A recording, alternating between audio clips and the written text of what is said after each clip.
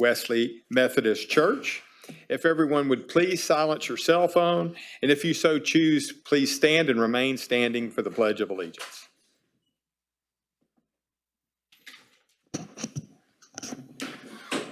Let us pray.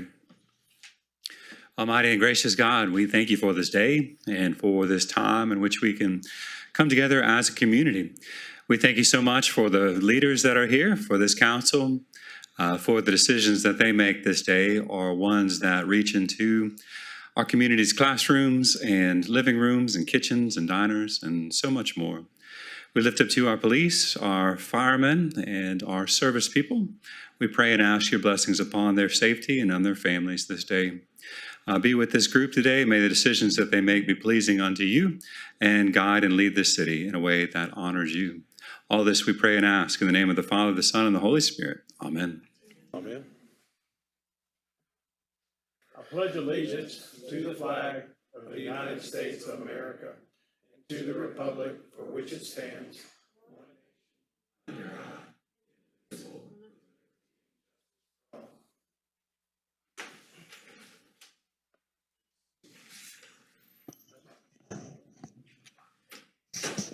May I have roll call, please? Mayor West. Present. Mayor Pro Tem Turner, absent. Councilmember Durio. Here. Councilmember Hilliard. Here. Councilmember Williams. Here. Councilmember Sherwood, absent. Councilmember Crenshaw. Here. Thank you. Today we have a presentation from our City of Beaumont Communications Department.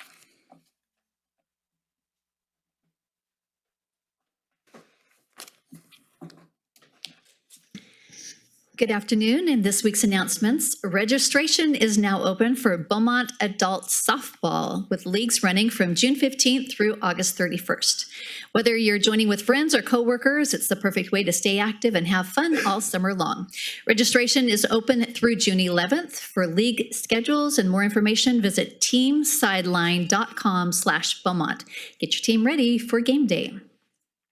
Community members, business partners, and city officials are invited to help welcome Beaumont ISD's new superintendent, Sandy Massey, during a special meet and greet on Wednesday, May 27th from 8 a.m. to 9:30 a.m. at the Downtown Event Center. This is a great opportunity to meet Superintendent Massey and hear her vision for the future of Beaumont ISD. Grab your sunscreen and get ready to cool off at Beaumont's 10 splash pads and 2 public pools at Magnolia Park and Alice Keith Park. They open for the season beginning Memorial Day weekend, May 23rd, and run through Labor Day weekend, September 6th. For pool hours, locations, and more information, visit beaumonttexas.gov/cooloff. A reminder, Beaumont City offices will be closed Monday, May 25th in observance of Memorial Day. However, solid waste collection will run on its normal Monday schedule with no interruptions. The city encourages the community to take time to honor and to remember the brave men and women who made the ultimate sacrifice in service for our community and our nation. Looking ahead to next month, the city is proud to launch So It's Sundays. This is a free, family-centered community initiative at the Sterling Pruitt Activity Center. It starts Sunday, June 7th, and will run from 1 to 7 p.m. each week. So It's Sundays is meant to bring families and the community together through recreation, fellowship, mentorship, games, and positive social engagement in a safe and welcoming environment. Children under 12 must be accompanied by an adult, but residents of all ages are encouraged to join us every Sunday at the Sterling beginning on June 7th. Music, culture, and community will take center stage as the city's Juneteenth celebration returns to downtown Beaumont on Saturday, June 20th from 4 to 9 p.m. inside the Beaumont Civic Center. Admission is free and everyone is invited to come out and celebrate an evening of music, fun, and community spirit. A few days later, skaters can roll into Beautiful Mountain Skate Park on Thursday, June 25th for Go Skate Beaumont. This is a free skate competition celebrating National Go Skate Day. Skaters will compete from 5 to 8 p.m.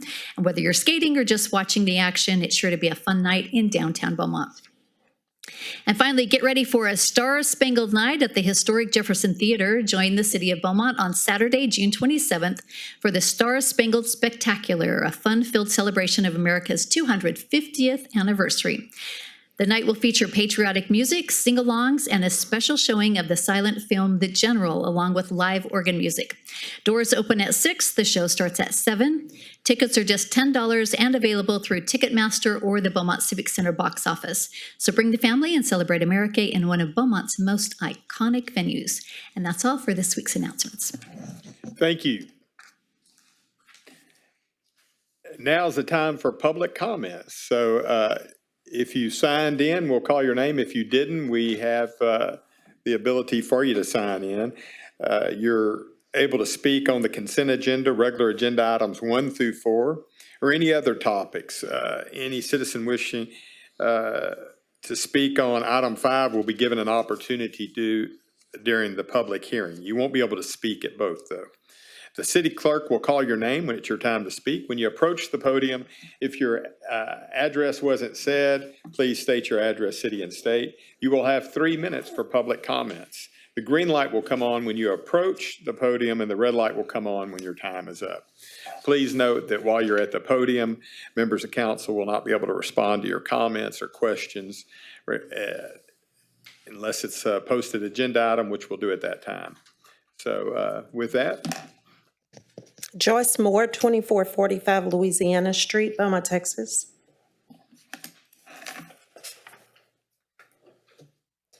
Good afternoon. Thank you so much for your time today. Something that has come to my attention, especially as I was driving here, I wanted to speak on economic development and in the work section and the abatement policies. But the thing that's really concerning to me is that we want to develop and keep having the beautiful opportunity to expand what's here in Beaumont. And one of the things that we need to do to that is to make sure that our buildings and our heritage that's here is taken care of. And as we all know, Tom Flanagan is just a citizen who has a lot of responsibility for the buildings that he needs to take care of here in this area.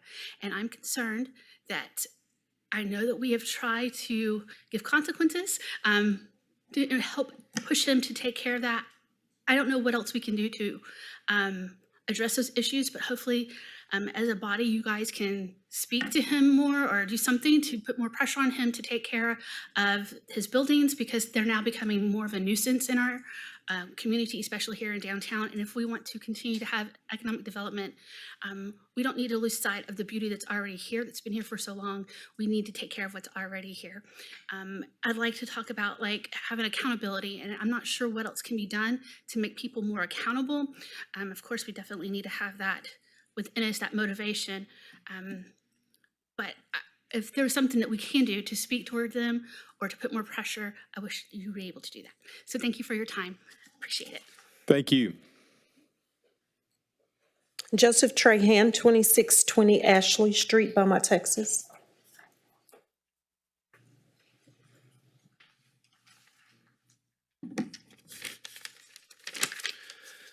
Members of City Council, I'm here to express concern about how we treat employees, fairness in hiring, and making decisions that run counter to city needs. Take the Beaumont Police Department as an example. We all recognize the need for qualified officers and the existing vacancies. However, there are individuals who are already trained, credentialed, and part of this community who are being disregarded. Some decisions rely on a strict reading of policy without considering how a situation is ultimately resolved. Policy should not be applied mechanically or in a way that ignores context, mitigating circumstances, and ultimate outcomes. Totality of the circumstances in a nutshell. In some cases, that results in qualified individuals being pushed out or permanently barred from employment with the city. Ironically, a profession entrusted with upholding due process and the rule of law sometimes fails to extend the same consideration internally when matters are ultimately dismissed by the court in the interest of justice.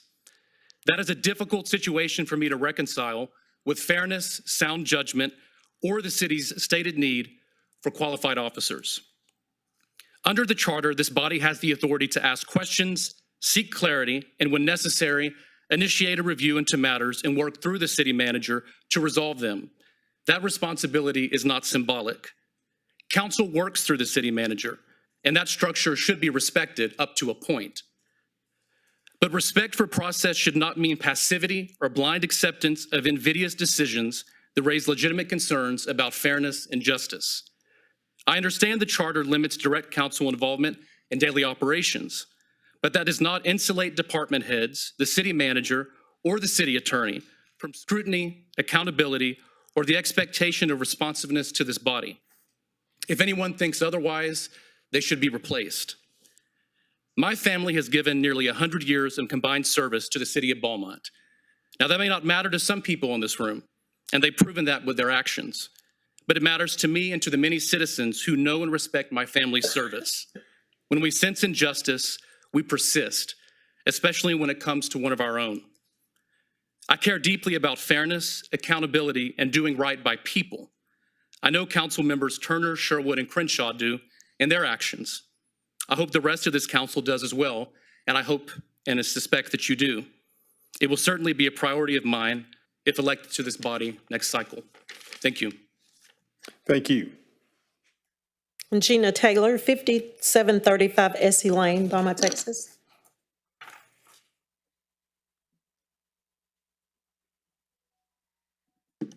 All right. Good afternoon, everyone. My name is Gina Taylor. Many people come before this council to speak about drainage and infrastructure and beautification and roads and the physical needs of our city, but those things matter. But after attending the Mayor's Coalition, something shifted in me, and it made me want to actually do something to make this city a better place. I realized that while we work to build our city, we must continue to build our people and invest in our children. And I also realized something else, that I don't need to hold a position. I don't need to be an elected official to have a greater impact in this city. And so I wanted to put boots on the ground and actually do something about what the people in our city was complaining about, especially with the violence in our young people. So it led me to develop an organization called The Village. One of the things I want to mention before I talk about this organization is that I literally come from nothing. My mother was an alcoholic, a drug abuser. I had to raise 4 kids of my siblings, and I literally climbed from nothing in order and to be a successful business owner for the last 11 years, generating millions from my salon right there on Calder. I also build entrepreneurs, women and men alike, to have their own businesses, build families, and everything else. So I've been doing this for a very long time, so I do have the background to say that I could do this. So I developed the organization called The Village. This is not just another organization or another program that will start off strong and then end and fade away. I've always been consistent and persistent when it comes to doing something I strongly believe in. This is something that God has given me to do. And when the Father in heaven tells me to do something, I do it, and I don't stop until he tells me to end. So what I need from the city is the resources, anything that would help to bring this organization to life. I already been working behind the scenes, but this is something that I really wanted to push out further along in the city to get the involvement of the community. This is not just related just to Beaumont, although the foundation is Beaumont because I love Beaumont. Although I wasn't born here, I reside here for the last 20 years and I'm not leaving Beaumont.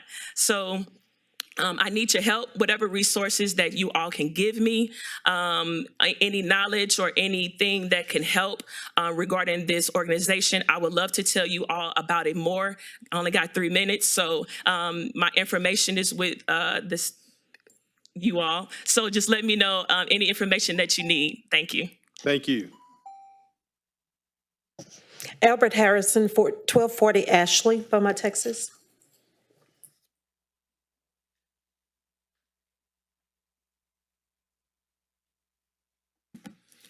Mayor, Councilman, other city staff, and other concerns that are present.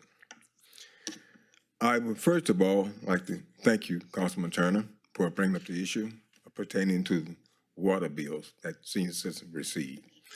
I will say that I'm tired of bringing this issue to y'all. Really, I am.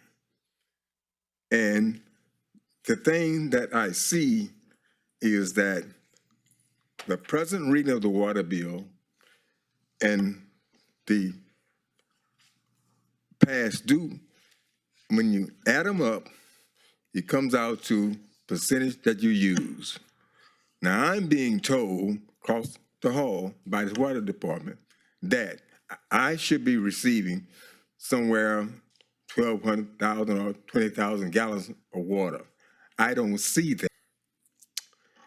The individual was repairing a pothole on the corner of Ewing and Evelyn, and also Evelyn and Forest. When I saw the truck, I went out. The truck had went down to the Forest Street location.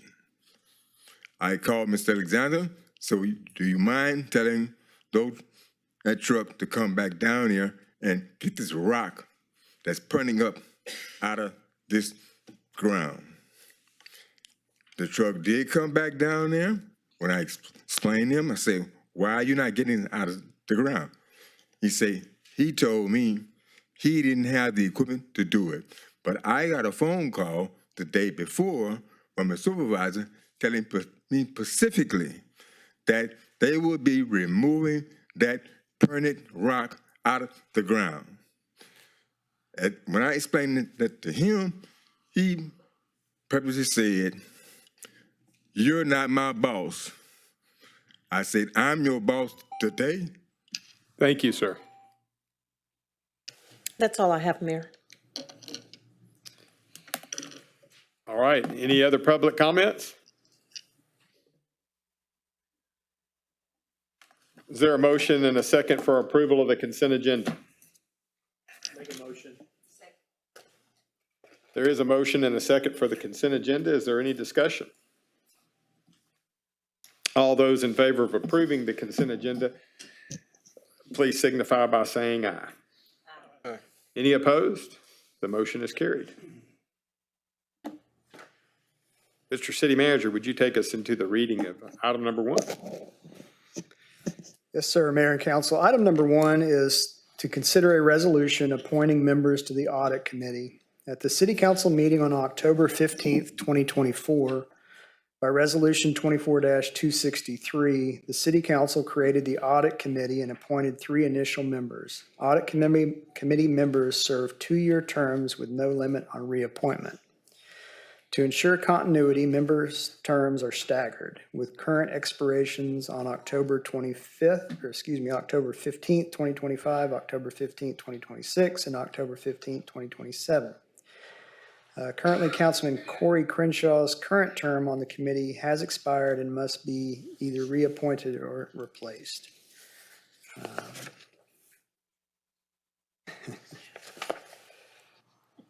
And the administration recommends approval of the resolution.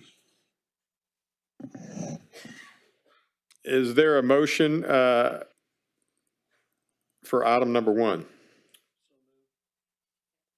There's a motion and a second for item number 1. And are we needing to? You would need to name one, yes, sir. You need to appoint someone, so the motion needs to include a name. Okay.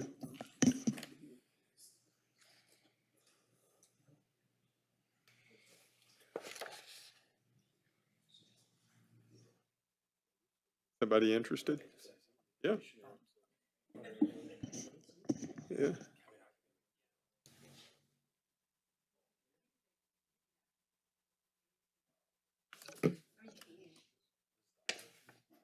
Yeah. So do I need to change my motion? We know we just need to add. So your motion would need to include a name, so you don't need to change it, just amend it to include a name, and Councilman Crenshaw is volunteering to serve another term. Okay, I make a motion that we reappoint Corey Crenshaw to the Audit Committee. All right, and, I had a question too.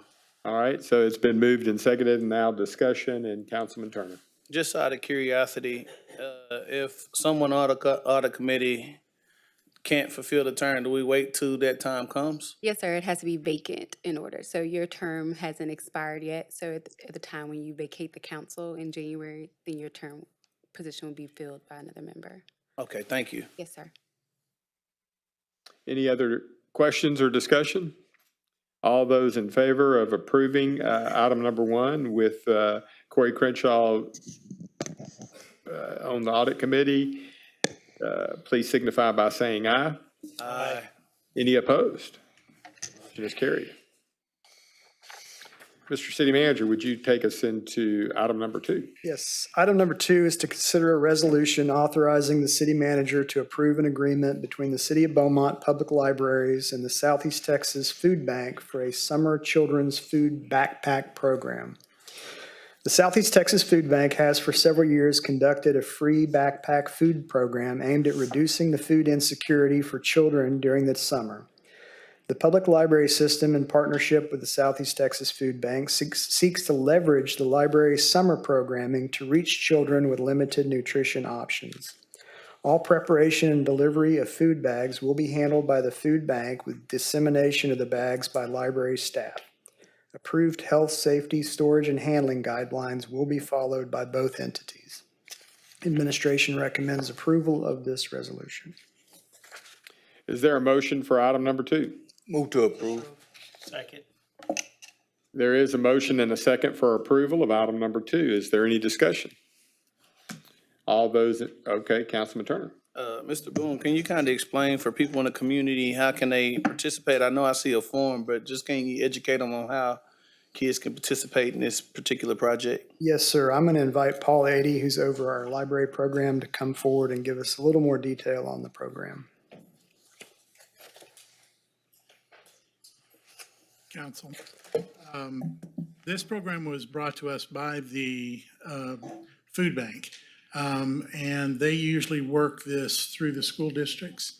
But during the summer, they have come to us asking us to use our influence during the summer programming that we do. We're looking at maybe 200 to 300 of the bags every week or two. It is something that will be a first for us, but we think that we can handle it very easily.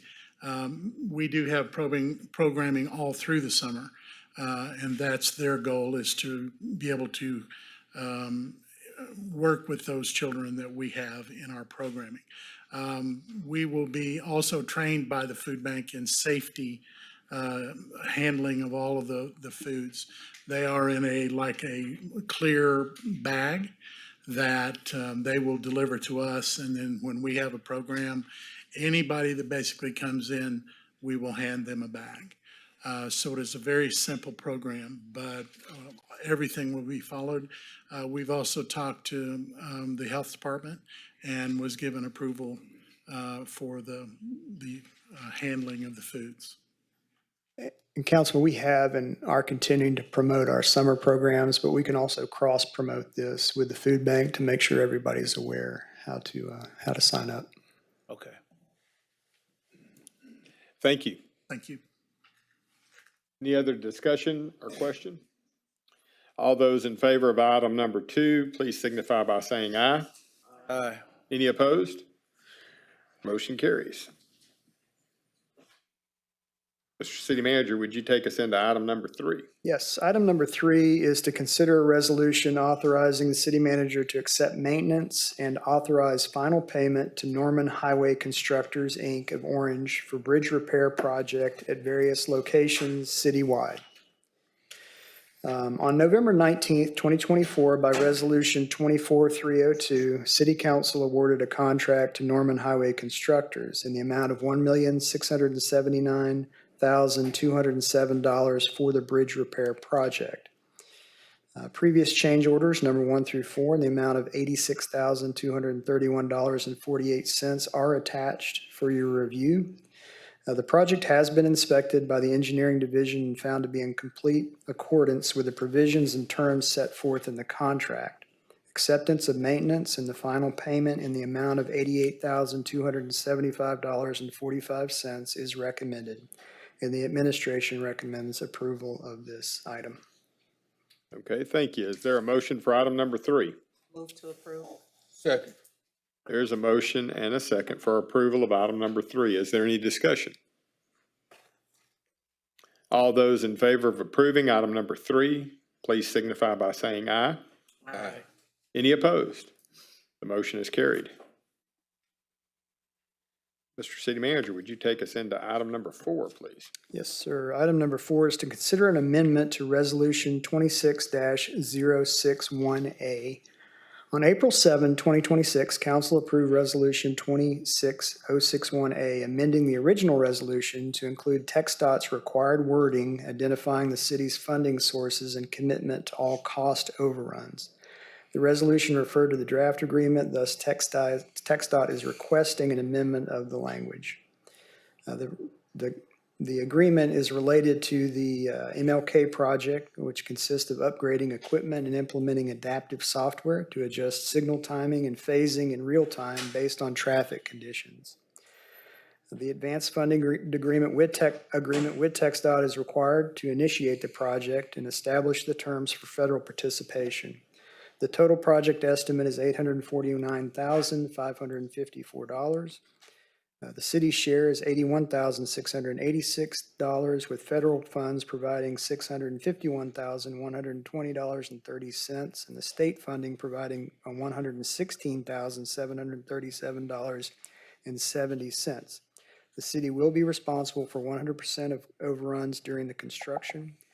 Funds are available for this project in the as a certificate of obligation, and the administration is recommending approval. Is there a motion for item number 4? So moved. Second. There is a motion and a second for approval of item number 4. Is there any discussion?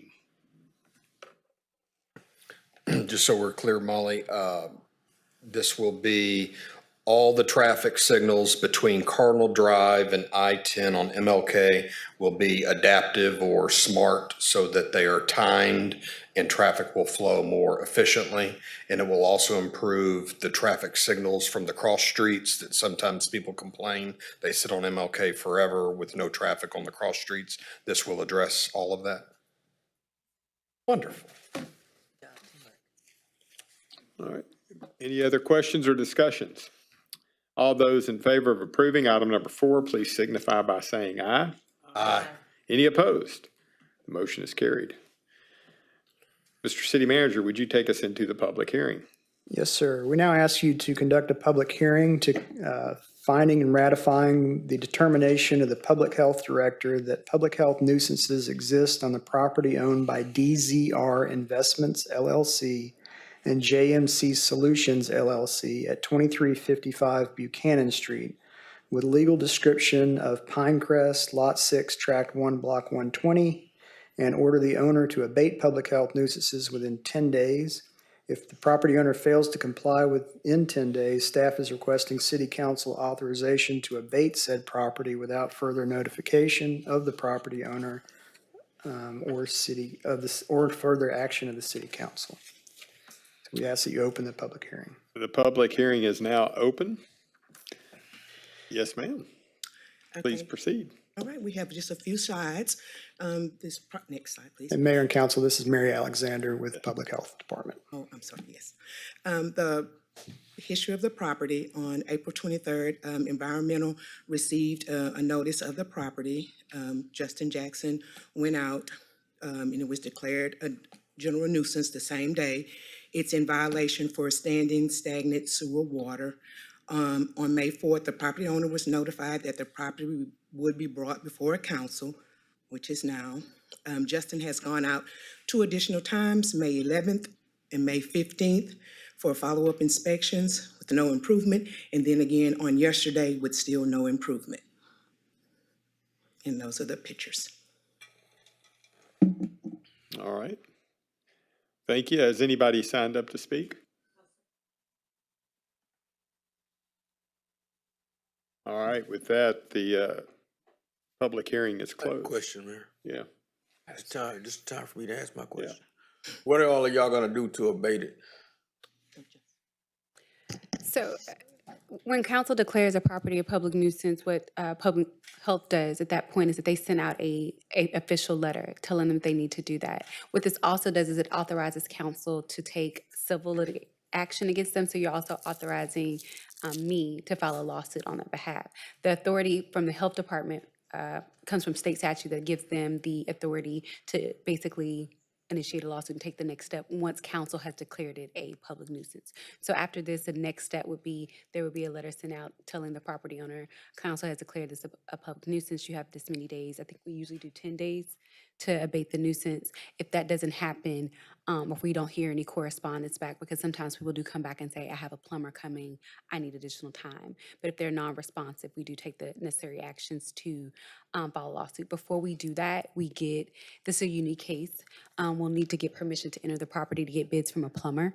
And some other things will need to happen because it looks like it's plumbing work. So we'll need to get permission to enter the property either by a warrant or otherwise, to go on the property to get quotes. Because we typically file our lawsuits, most of the ones y'all declare public nuisances have to do with litter. And so they're able to visually give us a quote on how much is going to be cleaned up. This one, I'm ensuring the plumber would need to go, or the vendors would need to go on the property. We usually like to file our motions with adequate notice to the court of how much it's going to cost for the city to abate the nuisance, because they enter that in their judgment against the property owner. And we put a lien on the property. Okay, so this is a plumbing problem, Yes. standing water and all. There's nothing else like, because most of the time when y'all declare a public nuisance, it's a trash problem. So sometimes it's trash, sometimes it's rodents, sometimes it's a berries of different things that can, sometimes like people keep, like we've done one with the pool where it was like standing water and the pool wasn't clean, it was creating mosquitoes, or it's anything that creates a danger or health to public safety. So they vary. This will be our first one of this nature in a while. Thank you. Yes, Councilman Turner? How long have they been in these conditions? We were first notified April 23rd. Okay.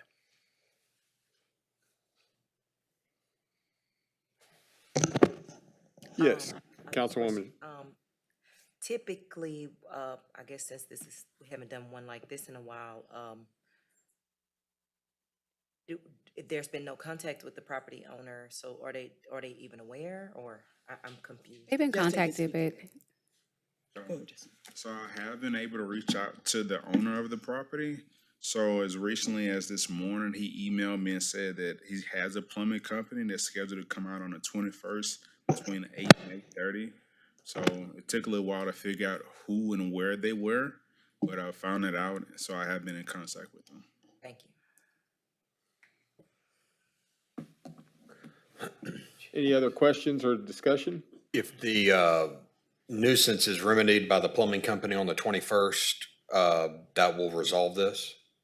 And a lawsuit, so I guess I would just ask that we wait before we spend the money on a lawsuit to see if it gets remedied. so we don't file the lawsuit until, like now that, so we wouldn't file it while, like after immediately following. So basically, what happens is y'all declare a nuisance, we send them notice that the property has been declared a nuisance and tell them they need 10 days. It seems like he's already done it, so we'll just say the property, if it approves today, we would notify them that the property has been declared a nuisance and that, he needs to abate it. So if the plumber goes out and he says, hey, it's going to be this amount of money to fix it, and he declares that he doesn't want to fix it, then we would have to bring it back to council to declare it a nuisance again, as opposed to this step where it's declared a nuisance, and if the guy decides not to abate it within that time frame, or maybe the plumber says, because they have to start the work, you have to start doing the work, you don't have to finish it, but you have to start attempting to abate the problem within the 10-day time period.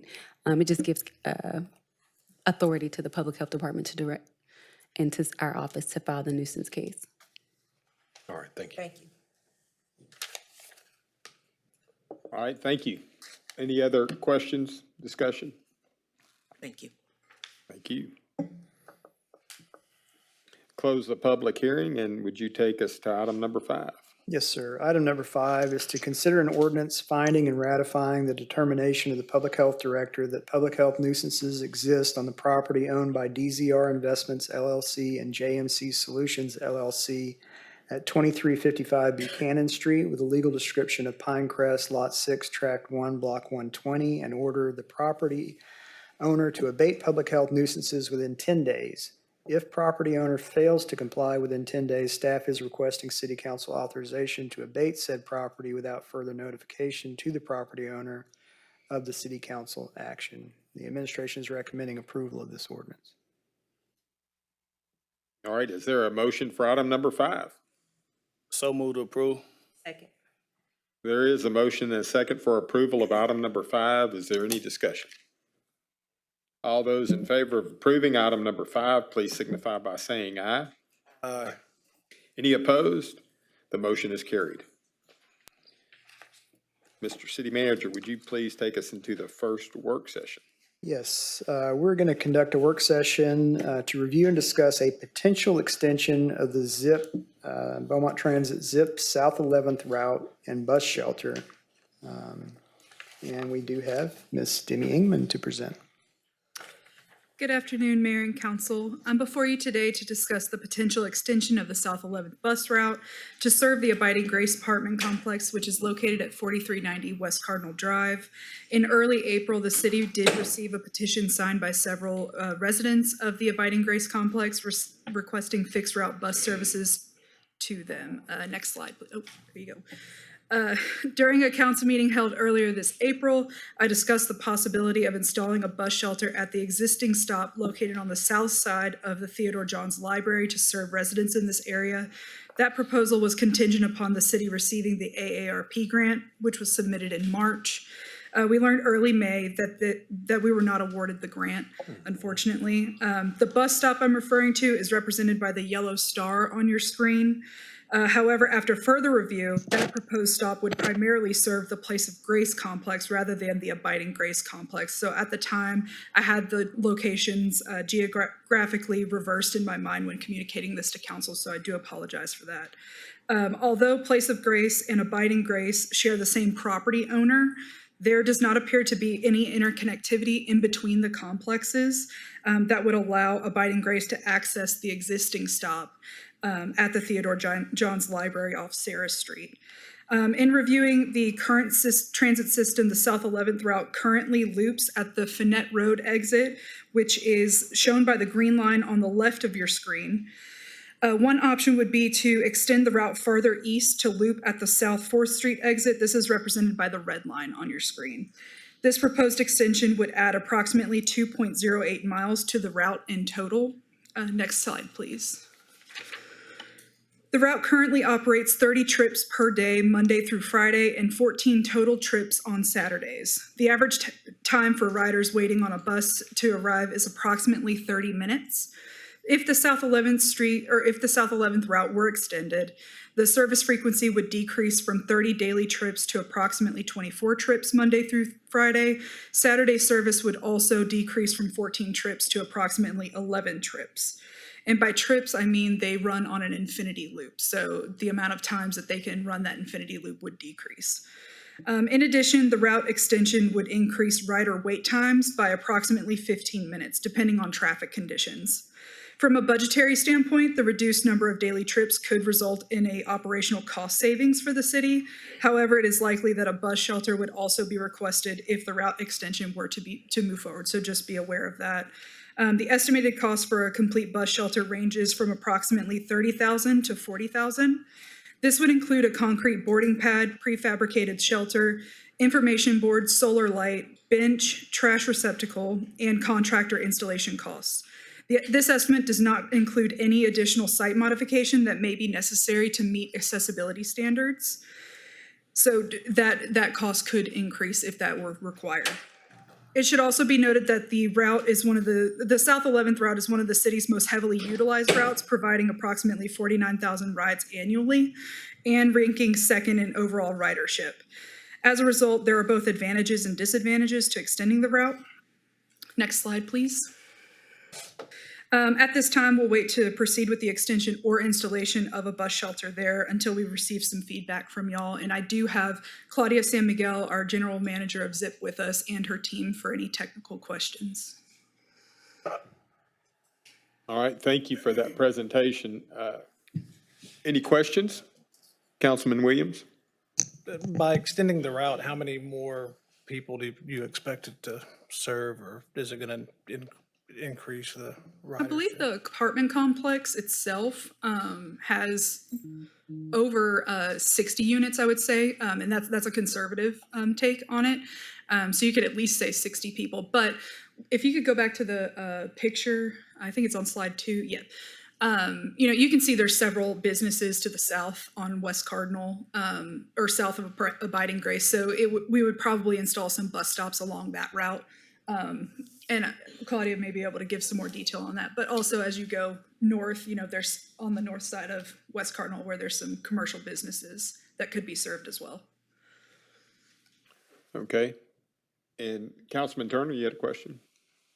And I know you said earlier with placement, is it a difference between why we're looking at Abiding Grace or the side where Finette is by the library or Place of Grace is?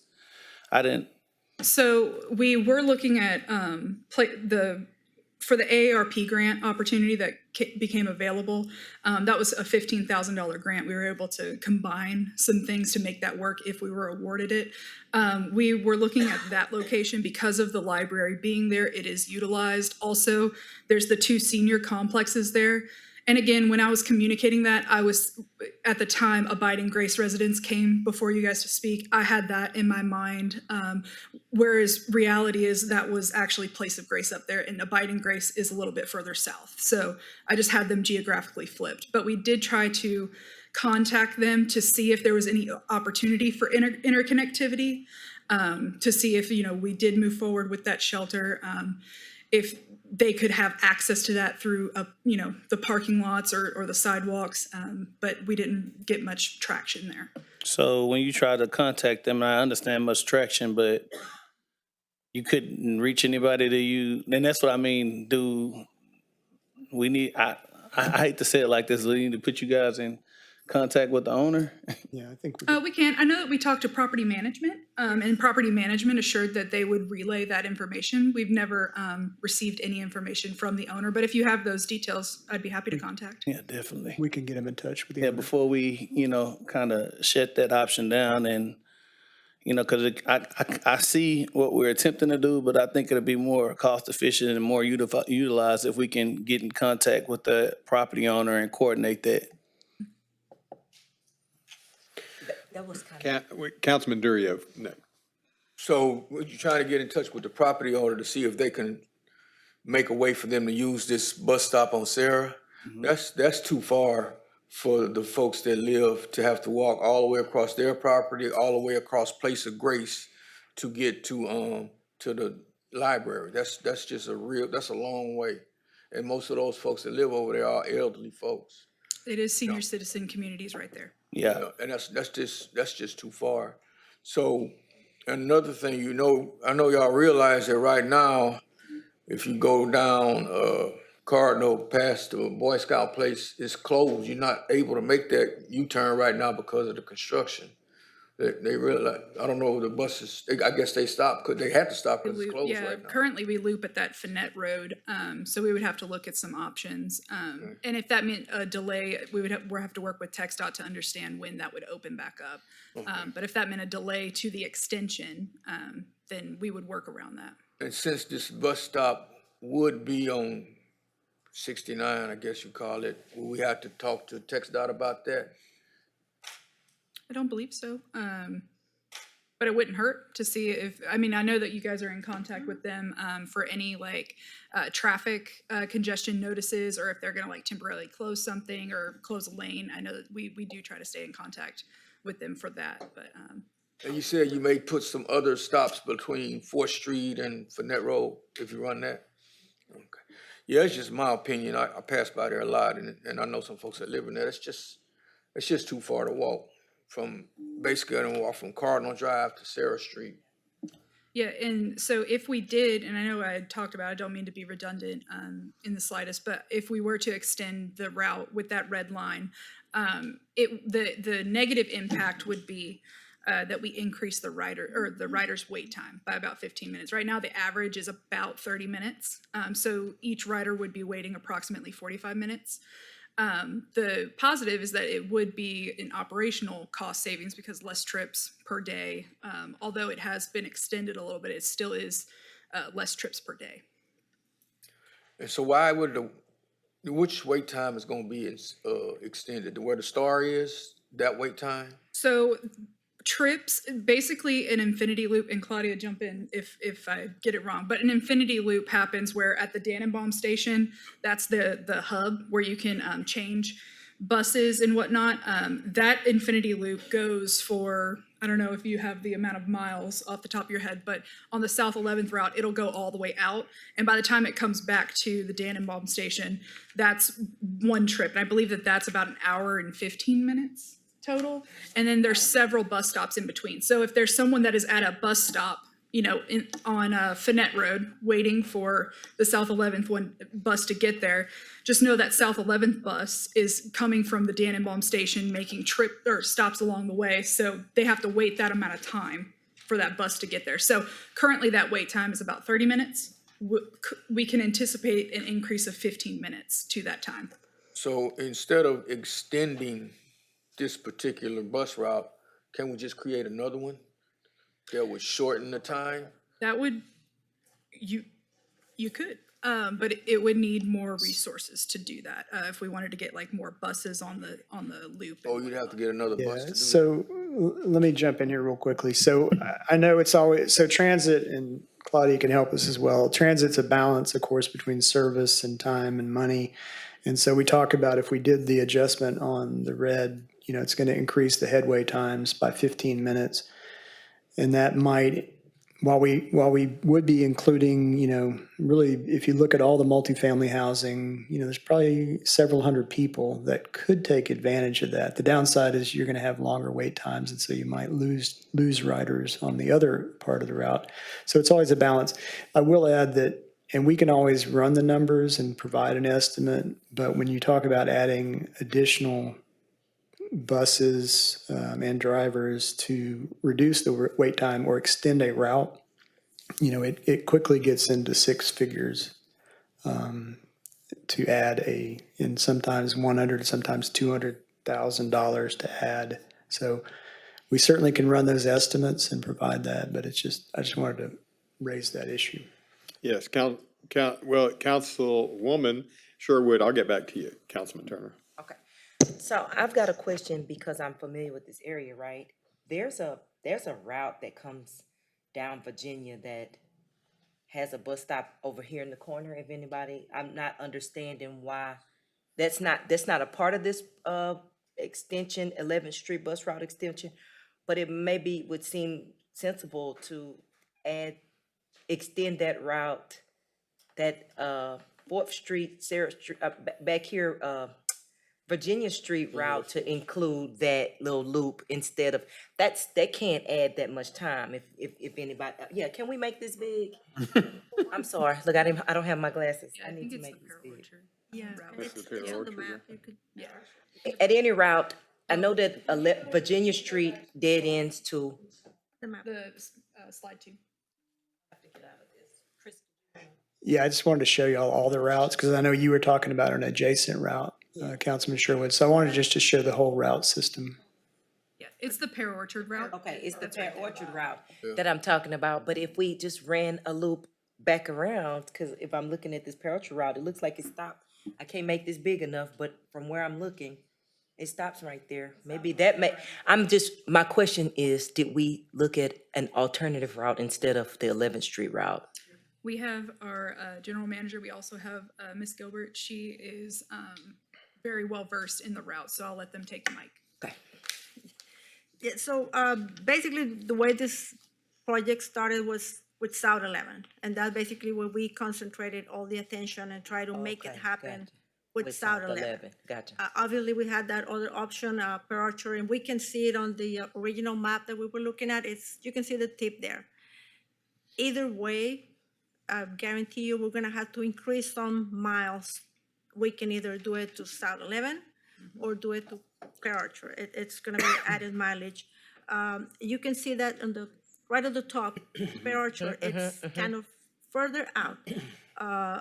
We can make it happen on either or. I believe just by looking at the drawing, the mileage, the increased mileage is gonna be about the same, about 2 miles, 2.5 miles per trip. So now what I can tell you is Pear Orchard is a lower ridership route. So we're trying to minimize the impact that you're gonna have on a very busy route. Maybe we can, if you Yeah, I give us was more thinking- time, we can come back with another option and look at per orchard. Yeah. So the impact is gonna be less, and I'm always gonna say yes to whatever the wishes of the council are. My recommendations allow us to come back with a recommendation on per orchard. The impact is gonna be less as far as the riders are Yeah, gonna be impacted. and maybe time-wise, And, trying to maybe. think. I will say, I think no matter what, if you do increase the length of the route, it will add some minutes, but maybe it's less than the 15 minutes. Right, that's what I mean. And so my question is, I didn't realize that this Pear Orchard route, I'm looking at the map. So what route is it that's coming out Virginia Street? Is that not on the Pear Orchard route? Because this is showing that West Virginia Street is a little bit lower, but I know y'all have a bus station right there in front of Virginia Manor. What route is that on? That's on Pear Orchard? Okay, I just saw the blue way up there. I just. Like from Virginia to USAN to Sarah. Okay, gotcha. I just was wondering, but yeah, I think that may be helpful. I don't know. So they don't have one that runs up Virginia to 4th Street? Yeah, they do. They say it's the Pear Orchard, but it's just not highlighted on it. Turns on USAN. Oh, it turns on USAN. Back to Sarah by Odom, by Sprout Park. Yes, Councilman Crenshaw. From the BOGO and not Roy. The citizens from Abiding Grace that came to council that wanted this route indicated that senior citizens needed access to the grocery store. So my question is, do both the Pear Orchard route and the 11th Street route both stop at either, what's the near, I'm assuming HEB on College? And do South 11 does. South 11th does. So to me, the reason why South 11th would be more important would be if a senior citizen in Abiding Grace wants to go to HEB on South 11th, she would have to, or he would have to ride 2 buses if it was the Pear Orchard, because they'd have to go back to the hub and get on the bus to go to South 11th. So if we kept South 11th, in theory, they could stay on one route to go to HEB to back. Okay, great. And then where, and I know I missed it, and I know it has to do with the red line, where is the shelter going to be if we approve this? You gave me the gold star, which I appreciate, but I wish I had a proposed star on the route. Where is it going to be? So if you look at the Abiding Grace, it's titled on your screen. Right. It'll go right by the driveway, essentially where it meets Cardinal. Okay. Be down there. And you were denied the AARP grant. But if you would have gotten the AARP grant, you're going to use that grant now for the Abiding Grace, or if you had the grant, you're still going to do the Gold Star? Wait, so I put in a budget request, and of course that's got to go through the gauntlet, right? And in retrospect with every other request in the city. But I did put in a request to install both. It would be the shelter at the Theodore Johns Library, which also is going to include sidewalk improvements, marked crossings, and that would be combined with like a combination of CDBG funds, transit funds, and then for Abiding Grace, I put in another separate request should the council want to move forward with this route extension so that we can also accommodate a bus shelter if that is the will of the council. So in front of the Johns Library, it already has a stop. It just doesn't have a shelter. Yes, Okay. it has a pole there. For Abiding Grace, your proposal is to add both a stop and a shelter. Okay. And if you would have gotten the grant, you already had all the other budgeting necessary to get that done with For the Place of Grace one, yes. for the Place of Grace. Okay. If you got grants for both, so that'd be a total of 30,000, you have the additional funds you need through transit and all that to get both shelters done? So got to think about them separately. For the Place of Grace one, or let's say the Theodore Johns Library, because that's ultimately the side that it would be on. It's a separate project. So that one would have paved markings across the road for safe passage. Right now there's none. And that would be to serve Place of Grace. And then I believe that's Grace Lake Townhomes right to the right of it. That would also include a linear sidewalk project that is going to range anywhere between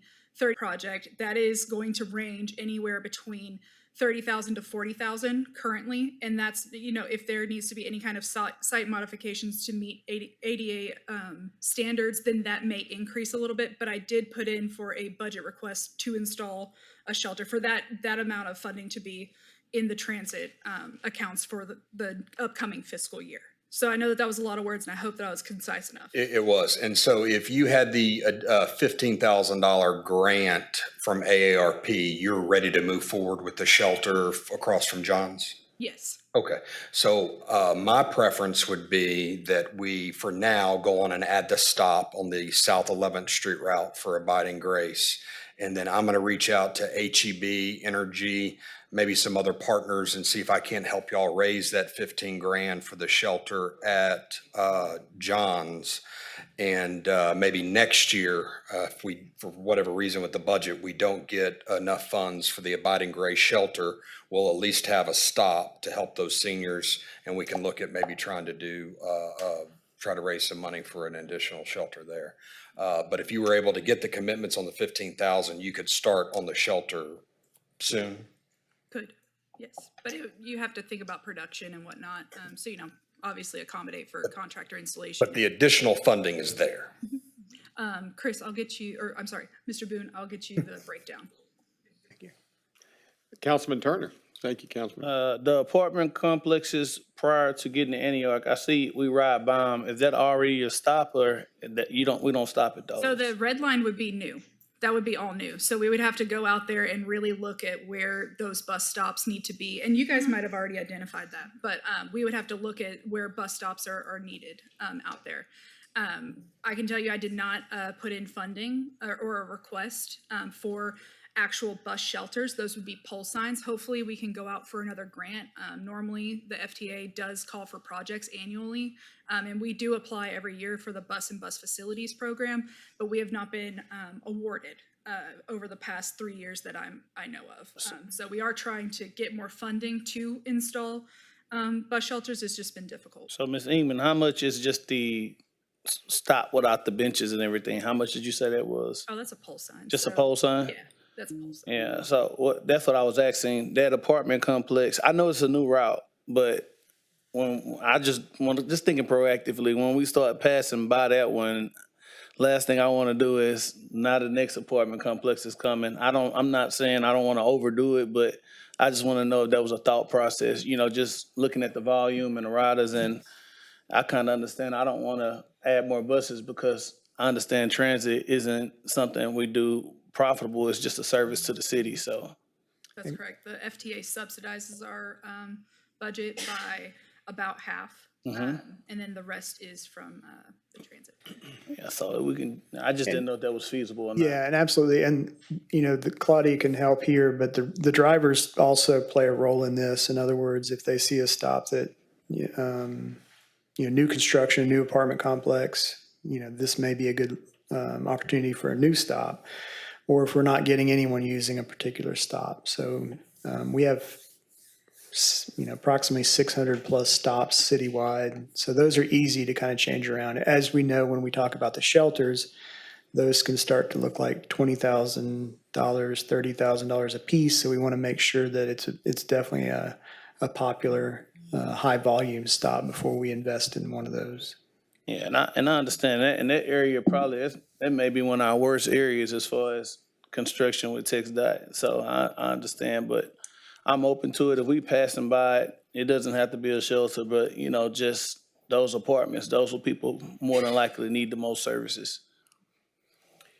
Councilman Hilliard, then Councilman Durio. So I have a question. It's kind of a two-part. How's our wrap project going with the buses? The selling the advertisements on the side? Or have we had pretty good luck with that? And then my second part of my question is if it's working, why can't we sell advertising inside the stops where people are waiting? I mean, it would be a way to generate money. You see them in other cities. So I can answer question number one. We had one, I believe it's a clinic that has pretty much committed. We signed a contract, we're waiting on production. So we are very optimistic that once everybody sees that one bus running with advertisement, I'm really hoping that the rest are gonna start coming in. So we have one advertisement already sold, we're just waiting on production. The second question about advertisement on city benches or on the shelters, it's obviously an option that we can consider. We'll have to go through approvals with you all to pursue that project. Absolutely, yes. One factor with that is that our sign code does prohibit signage within our right-of-way, so we may just have to look at ordinance amendments to accommodate something like that. It would be a great way to generate money, and in fact, I could see bench seats that say call Crenshaw. Yes, that's exactly what we need. Call us. So it's just outside the box, and I have, you did a great job with the wraps, and I think that's going to be a big thing and help circumvent some of the money that we're losing, so to speak. And then advertising would be another way that would generate money to build more bus stops. So Absolutely. And like Demi mentioned, I mean, there could be an amendment to the existing ordinance so we can, proceed and, always come back and just like we presented the advertisement on the bus, that we can come back with a recommendation, a proposal, and then move forward. It makes it more accessible. The bus wraps are more expensive, production and all that, but it's gonna be pretty much clinics or big companies gonna be able to afford. Bench or shelter advertisement is less cost prohibiting, so that opens the door for smaller businesses, private doctors and different locals or even franchise, if they want to advertise with us, will be a lot more welcoming. So, Councilman Durio next. so if we wanted to get the shelter at the place of grace and abiding grace, total was gonna be anywhere between 30 and 60 to do both of them, 30,000, 60,000? Place of Grace, there's a shortage of 15,000 right now because we didn't get that grant. And then Abiding Grace is going to be 30,000 to 40,000. Again, that could go up if there's any modifications, more modifications than just the concrete landing pad or boarding pad that to meet ADA accessibility. And I don't know if Molly can speak better to it, but just being able to get onto the boarding pad with ease and meet the code, essentially. You say you're gonna make budget requests for the whole project or just one of them? I inserted a budget request for both. Just in case, and I can always take them out if you didn't want to move forward. Councilman Crenshaw got one covered. You plan on getting your pressure washing company to wrap around a bus there, Joey? yeah, All right, so any other questions or comments? As long as it's in the mayor's mortgage. we could all buy one. All right, thank y'all. One other thing, so y'all come here for direction, that's what this workshop is for, to see which way we wanna go? Or you can always communicate it through Mr. If you Okay. want more time. All right, I like what she said she was gonna come back with us with see which route is, if the Washington, Pearl Archer route might be able to save some money or time. But it was pointed out by Councilman Crenshaw that they would have to take two buses to get to Oh, that's true. the HEB That's or whatever Even- grocery store that was. Yeah, what I like about us keeping it as they proposed it is they get to go to the grocery store and they don't have to change. And even if it's a hour and 15-minute wait, that's plenty enough time to buy your groceries. Yeah, and you don't want to have to change your groceries to a different bus, I would think that's a huge pain. I know. Yep. Thank you, guys. Thank you. So my takeaway is there seems to leaning towards the 11th Street. Thank you. All right. Would you take us into the next work session, please? Yes, sir. Mayor and Council, our next work session is to review and discuss the city's economic development and abatement policies.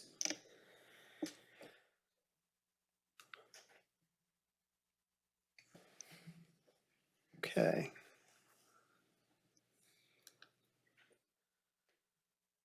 So this is going to be an overview, kind of a 101 in terms of our economic development efforts as well as our abatement policies. So we'll start out at a high level, and that is, why are abatements even offered?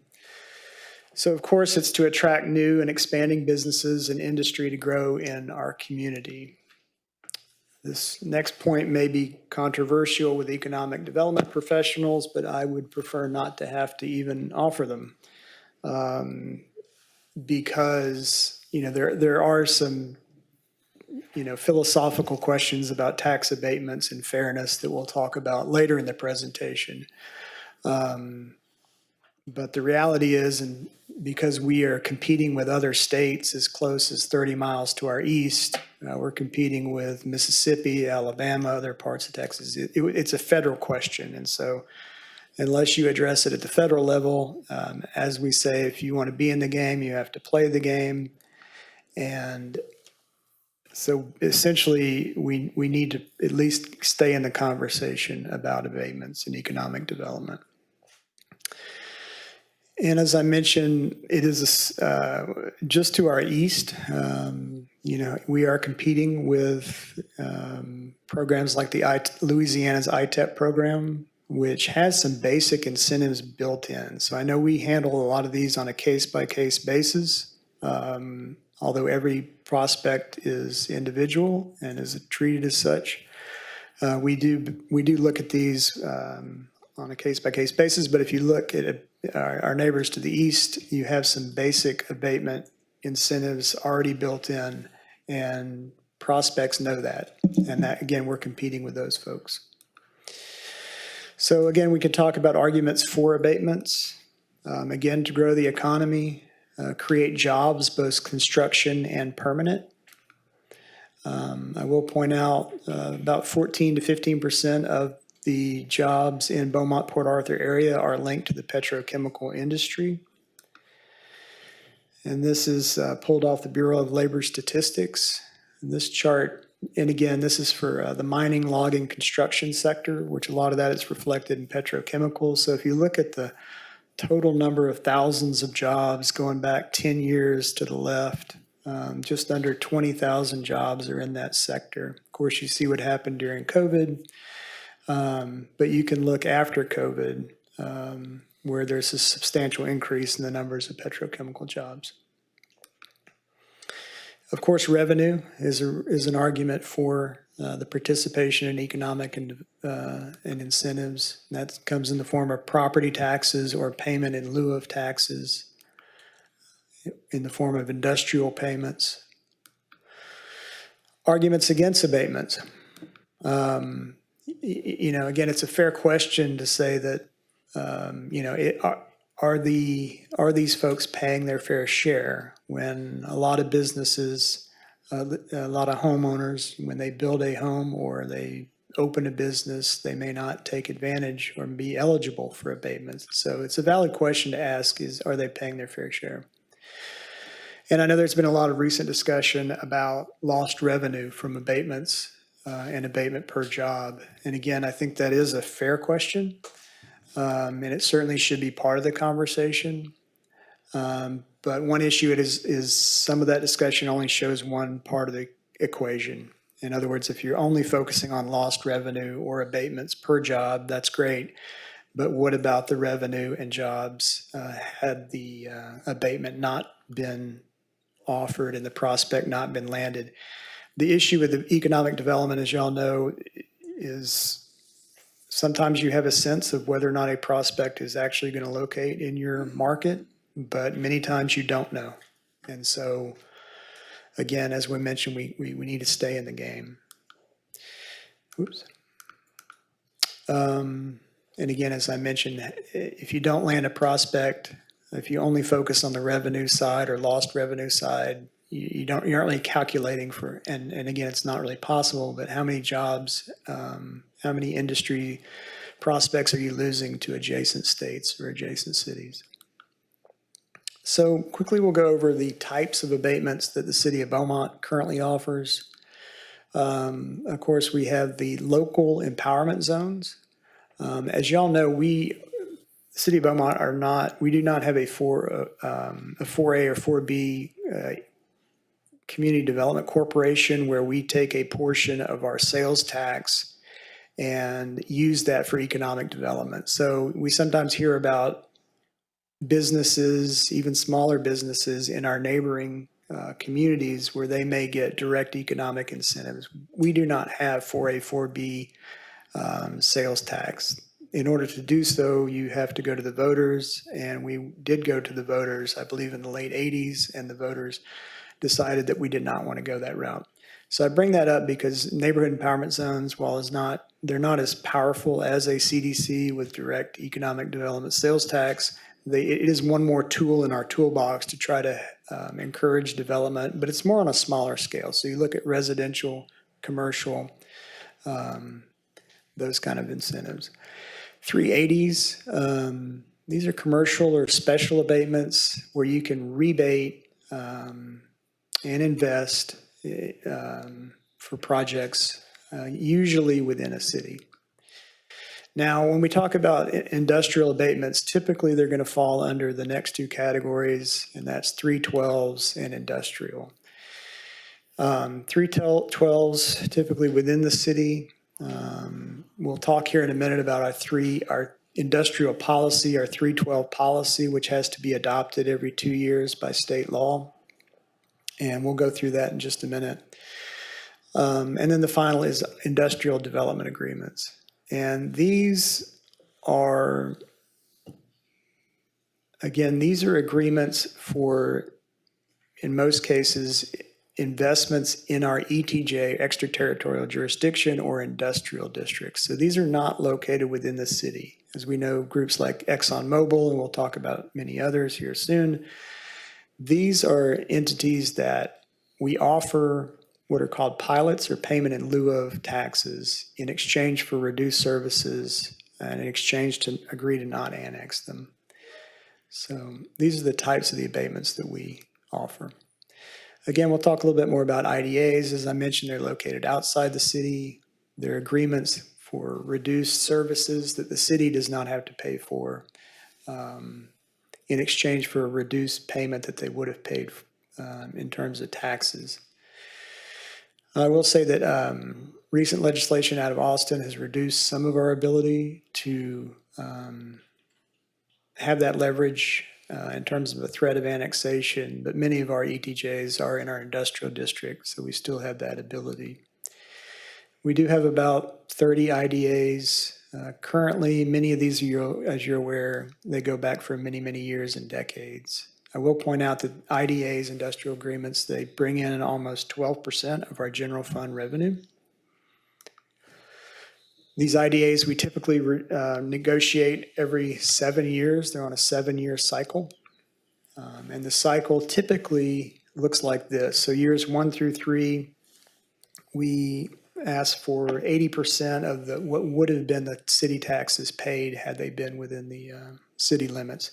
And then it scales down to 75% for years 4 through 7.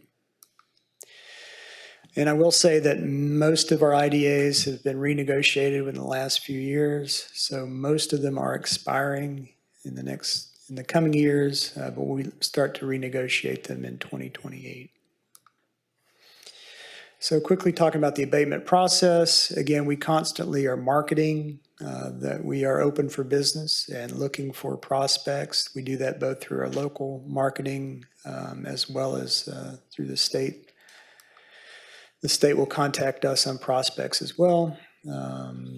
Typically, because most of these larger prospects are located outside of the city, they will start with the county as the basis, and then will approach us in short order if they are within our industrial or ETJ. As you know, the proposals, if they meet the guidelines, we will bring them forward to City Council for review and award. As I mentioned earlier, they all are on a case-by-case basis. We do use our guidelines in our 312 policy, but everyone is on a case-by-case basis. Typically for your larger project, what you're going to see is a 10-year abatement. That's typically what's offered, but it can be less. As I mentioned earlier, if they're under an IDA or as they kind of go past their 10-year abatement period, they will roll into an IDA, and that's where you go into this breakdown of 7-year cycles. And as mentioned, we renegotiate those every 7 years. So we'll talk a little bit about our usual 312 industrial abatement policy. Eligible projects are industrial manufacturing facilities, distribution operations, central admin office services, properties under TCEQ cleanup programs. Standard abatement schedule. This comes right out of our current 312 policy. This is just the tiers, if you will, of expected abatement offer based on the amount of investment. And you can see a lot of the ones we bring forward are well above this amount. You can see this is 5 million, but we're fortunate in our region to have abatement prospects that are in the hundreds of millions and even billions. Performance requirements that are outlined in the current 312 policy. Existing and newly created jobs must be maintained throughout the abatement term if they are included in an agreement. Construction must be completed within the allowed construction period and generally not go beyond a second tax year. Project must become operational within 6 months after construction period. The failure to complete, operate, create, maintain required jobs or continued shutdown for 6 months can terminate abatement.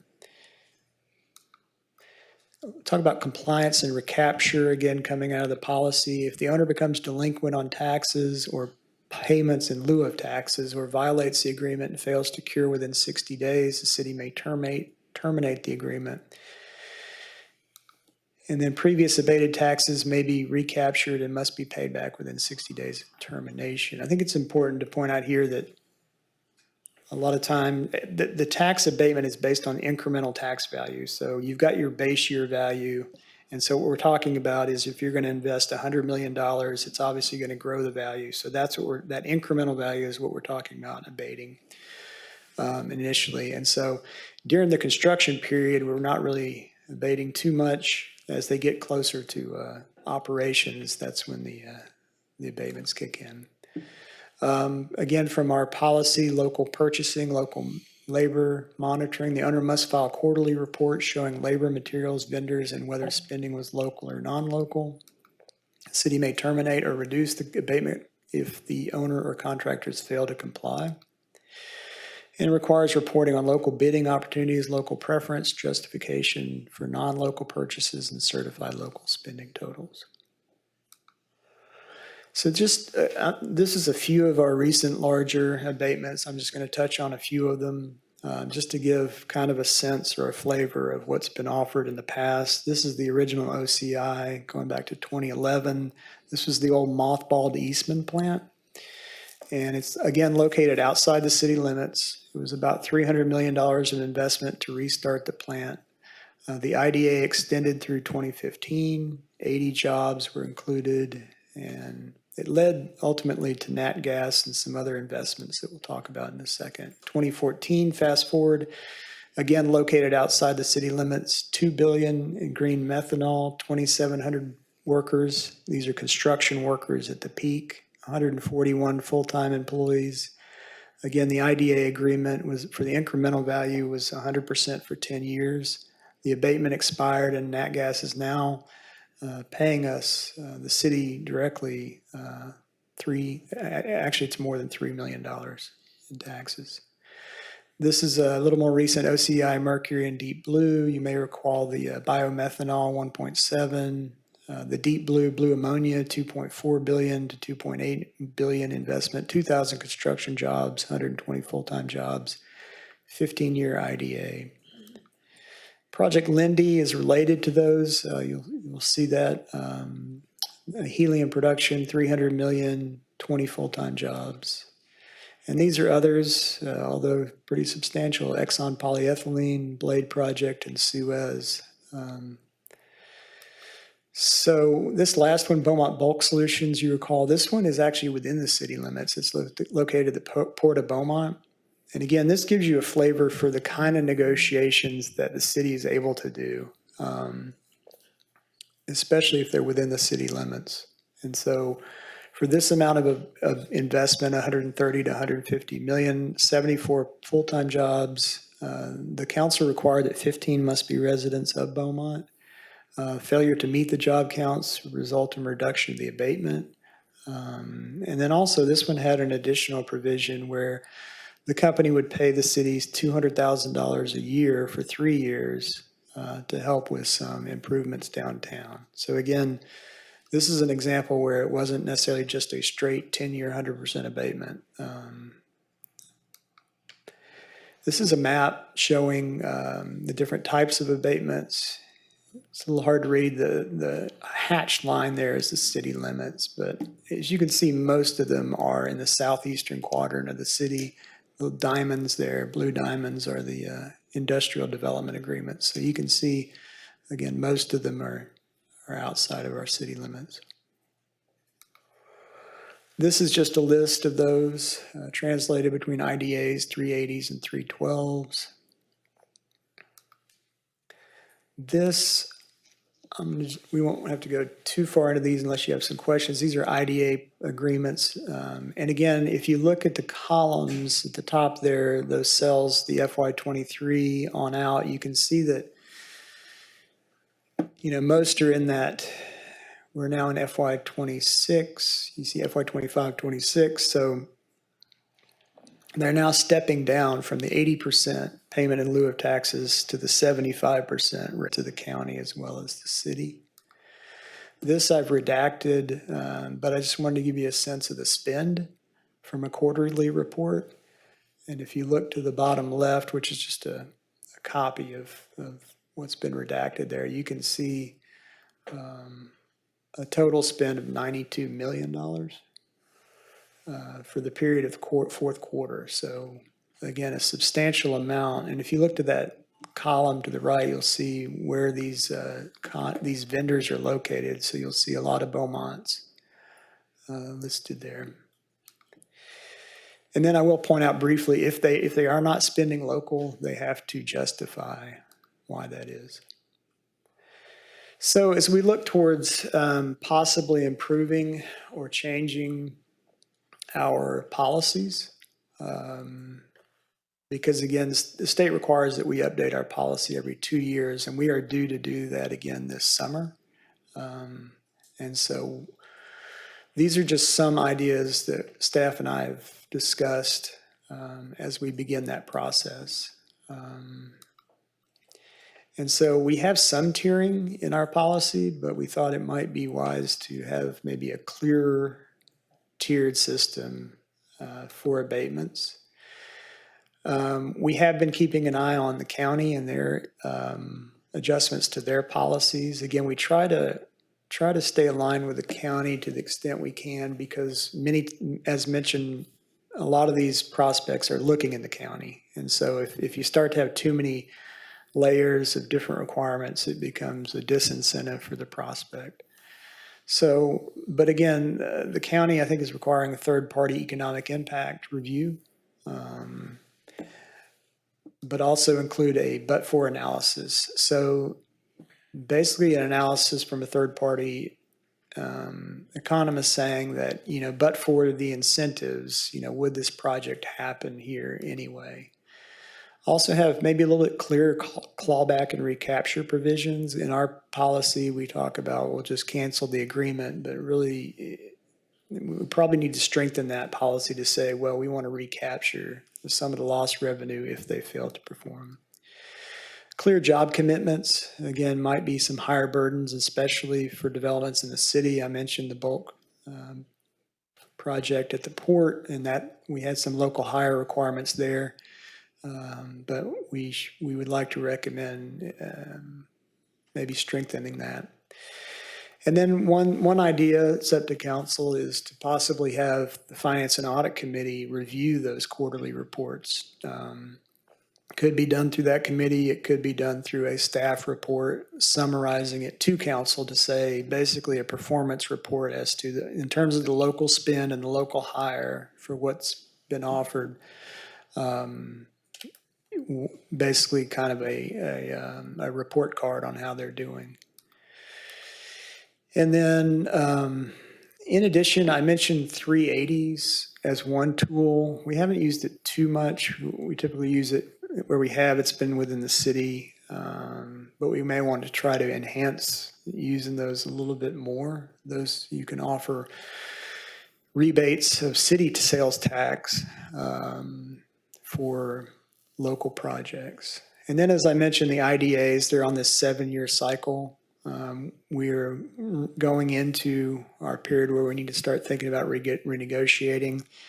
And one of the things is exploring the possibility of trying to smooth those payments out. Because as I mentioned, the significant impact of the general fund, when you have a tiered situation, it can reduce that. And then, again, just reviewing our relationship with the Chamber of Commerce. Just to give everyone a historical perspective, the city largely relied on the Chamber for many, many years. And so, again, we want to continue to work with them and sit down with them, but to see what makes sense for both parties moving forward. And with that, that is the presentation. So are there any questions? Yeah, Councilman Williams? Specifically on like the IDAs, and you said that they aren't in the city limits. If those agreements didn't exist, what would happen then? Yes. So, I mean, like on the nat gas that you put up there, then we wouldn't be getting that $3 million a year now? Potentially, that's right. Statement to say we could take a closer look at them. We could even work with the Sabine Area Labor Council. Finding folks in terms of when they're at peak construction, finding folks in terms of when they're at peak construction. And so we just have to be cognizant of that. But certainly, like in the Beaumont bulk that this council approved recently, if they're in the city, it's easier to track and say, hey, we want this percentage to be local Beaumont folks. Yes, sir. Perfect. Councilwoman Sherwood? I'm glad that we are having this discussion, because this has been the source of some questions that need to be answered. I noticed on one of the slides, it says, if you want to be in the game, you have to play the game. And I guess I get that, but if we're playing, we need to play to win. So I'm happy that we're having this talk. One portion that you were addressing is what they consider local versus non-local. And I guess if we follow in the county, I'd want to know, is that you said 9 counties are considered local? So not necessarily local to where we are, but in and around surrounding areas. I'd be interested to know what the 9 counties are, just so that I can kind of verify if it's local or not so local. And maybe in ours, we can be kind of more specific on our version of local. I don't know if that's a thing or not, but I'd be interested to talk about what's considered local and non-local. And also what they're proposing to do in terms of the amount of investment, what they're proposing to do in terms of the amount of investment, amount of jobs, type of investment. And there's always language about if not, then having the abatement agreement canceled. Of course, they have a ability to correct it, but as mentioned during the construction development phase, but you're right. I mean, things happen. And so if it starts to look like they're not going to do the full scope, then we can certainly bring that back and revisit it. The other thing we've done for some of these jumbo projects is broken them down into phases. So it's like if phase 1, you'll get this, phase 2, you'll do this, because usually sometimes at the initial decision point, they may have not decided on the phases. So yeah, and one thing I like that you said, not necessarily dissolving an agreement, but maybe clawing back or other things that can change. We don't want to, I wouldn't be interested in you going away, but it may cost you some things if things start changing. I like that. Correct. Councilman Turner? Thank you, Councilwoman. First of all, thank you, staff, for getting this together. I just want to clear up some misunderstanding and misdirection. And I don't know how it's even gotten to that point where you have people with the mindset of council is looking to get rid of industrial agreements. I haven't heard or talked to one council member who said they were getting rid of industrial agreements or in favor of getting rid of them. So honestly, whoever's spreading that narrative, I like to kind of check it right here on the dais because that's not true. The second thing is, I'm looking at things like a 15-year deal. And, now when you get experience, you kind of get relationships in other areas. And like I said, I talked to city council members from Waco, some from Corpus Christi area, and 15 years at 100%, almost everyone I talked to said it was extremely generous. Most 15-year deals to that capacity are a phased approach where it might start off in the first year this percentage, second year it might go down to the second set of years 25%, then maybe you end the last 5 years with 50%. My concern is, when we're negotiating these and staff bring us a recommendation, are we making these same contacts? Because the reason I started reaching out to folks is, we have a lot of these agreements, and I started getting questions from the community, and I want to compare to something versus just, shooting from the hip. And when I seen most projects that get a 15-year abatement was a tiered process, I want to know why that wasn't recommended to us. Yeah, so 15 years is very rare. I know we've done one in the last couple years, but it's very rare. And typically it's 10 years. In fact, 312 agreements by state law, you cannot go over 10. And so typically we're not going to recommend, they may ask, but staff's not going to recommend anything more than 10. And I understand that, but we did it, and we didn't get a recommendation to do anything outside of that. So when I kind of started to dig, I want to know, moving forward, that we don't get too out of line of what any cities or like-sized cities are doing. And from a council member standpoint, we don't do day-to-day operations. So we're not in the weeds negotiating, actually finding out the information about some of these projects. So what I'm saying is, if it's brought to, we can't hire, they can't pass a drug test, but if staff isn't giving us reports to verify that, approve that, what do we have to go off of just besides someone's word? It's not an attack against industry, but still, you got to understand, we're out here in the community dealing with people who are questioning us about these tax abatements. And the mindset of we're just kind of City, the obligations from the prospect,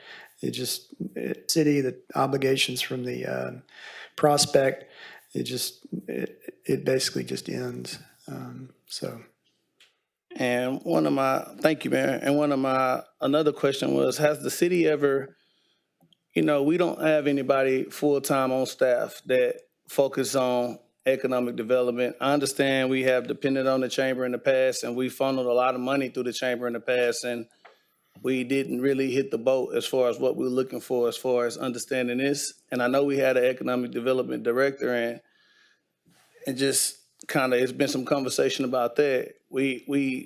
My thoughts of an economic development director is someone being able to report the data to what's going on with industrial agreements for economic development.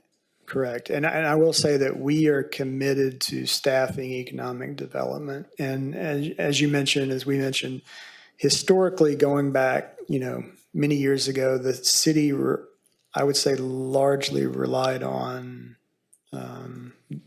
they relied on the chamber. I mean, I don't want to discount what the staff work they did, but there was a reliance on the chamber.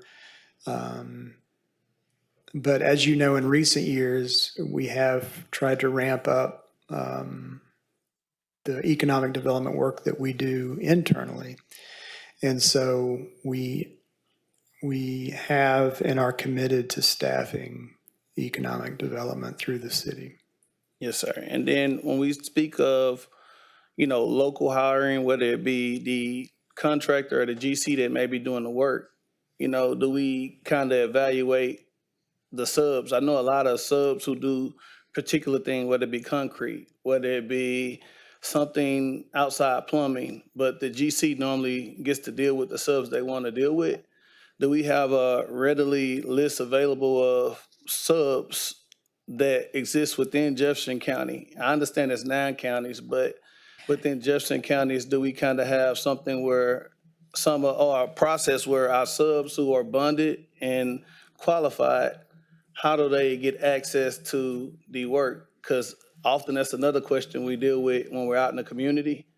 The work is happening, but people who are qualified to do the work, everybody doesn't have that access.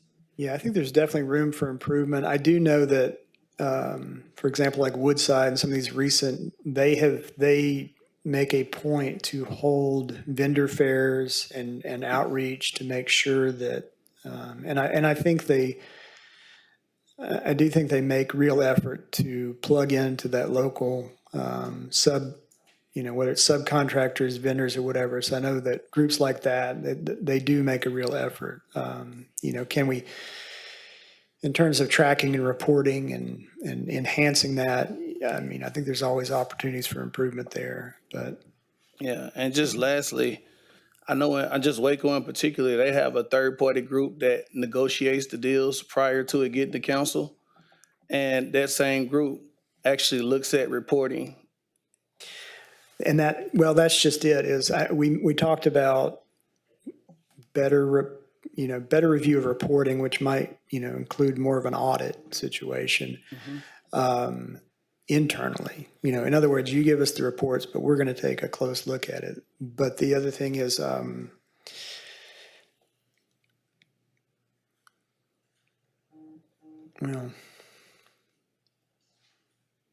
I think there's definitely room for improvement there. Yeah, I was just being supportive of maybe a third-party group looking at some of these deals, whether we appoint them but prior to it coming to council, because again, just doing research, I'm looking at some of the deals that we're doing. I'm talking about local people who are kind of similar to CVB. They're in this particular lane to look at this and make a recommendation to council. When we did talk about in terms of a recommendation, to have a third party do the economic analysis. So kind of the but-for analysis to say, all right, take a third party economic development or an economist rather, look at it to say, these numbers look good, they look right. And so that was one of the recommendations to include. So both on the front end in terms of that but-for analysis, the economic development analysis by an economist, third party, but also on the back end. So you could have somebody on staff as well as a third party reviewing those audit reports. I like A committee. Yeah, I'm fine with a committee as well. And we don't have to worry about an outside, someone, we know people within the committee from the council who have those relationships. Yeah. Figure everything out. Right. Then you have people that work in this industry have an opportunity to like it. Well, I'll take this opportunity. I think when we appoint committees, I'm completely for that. But if people, I think they need to be a part of a business that does that. I mean, we're on our bond advisory committee. I mean, we had 5 out of our 19 appointees show up at the second meeting, and I don't know that we had any more show up at the first meeting. So we're not having our committee members show up at the meeting, so we can create a committee that really might make us feel better up here, but it doesn't translate to, and I would just be curious on, there's got to be some other economic indicators, and I hadn't forgot, because there's clearly a reduced cost in hiring local. I mean, when you're hiring people from out of the area, you've got to pay more. Oftentimes there's per diem costs associated with that. So contractors, it drives up their cost. So I was just, as Councilman Turner was talking about being able to see the analytics, I think it could give us some peace too, one way or the other, to be able to show the residents. Because I know when we start talking about the property tax differences with Louisiana, clearly there are property tax differences, but they also, I believe corporations pay 5.5% income tax in Louisiana. And I don't know if there's ever any adjustment for that for them, but just comparing dollars to dollars, because sometimes you're saying, well, they're cutting it by 50 cents and we got to cut it by 50 cents. But if they're getting more revenue over here than we would get for them, it may not matter. But it would just be curious to me. I would think they would want to be able to use local hiring because I think it would reduce cost. But Councilwoman Sherwood. I'm piggybacking on Mayor and Councilman Turner, but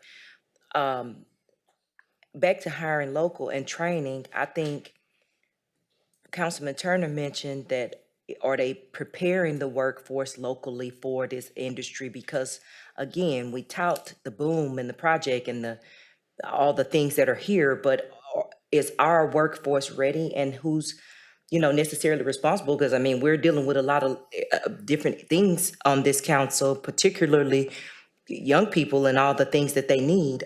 This could, giving somebody something to look forward to and strive for and hope is a better deterrent than sometimes punitive behavior. So I would argue that this could help us solve some problems by giving some people some incentives to go to work. I mean, and being prepared. So I don't know what our part is in that, but if we could incentivize them preparing young people, that gives them hope and having somewhere to be and something to do, which could help us greatly, and we definitely need it.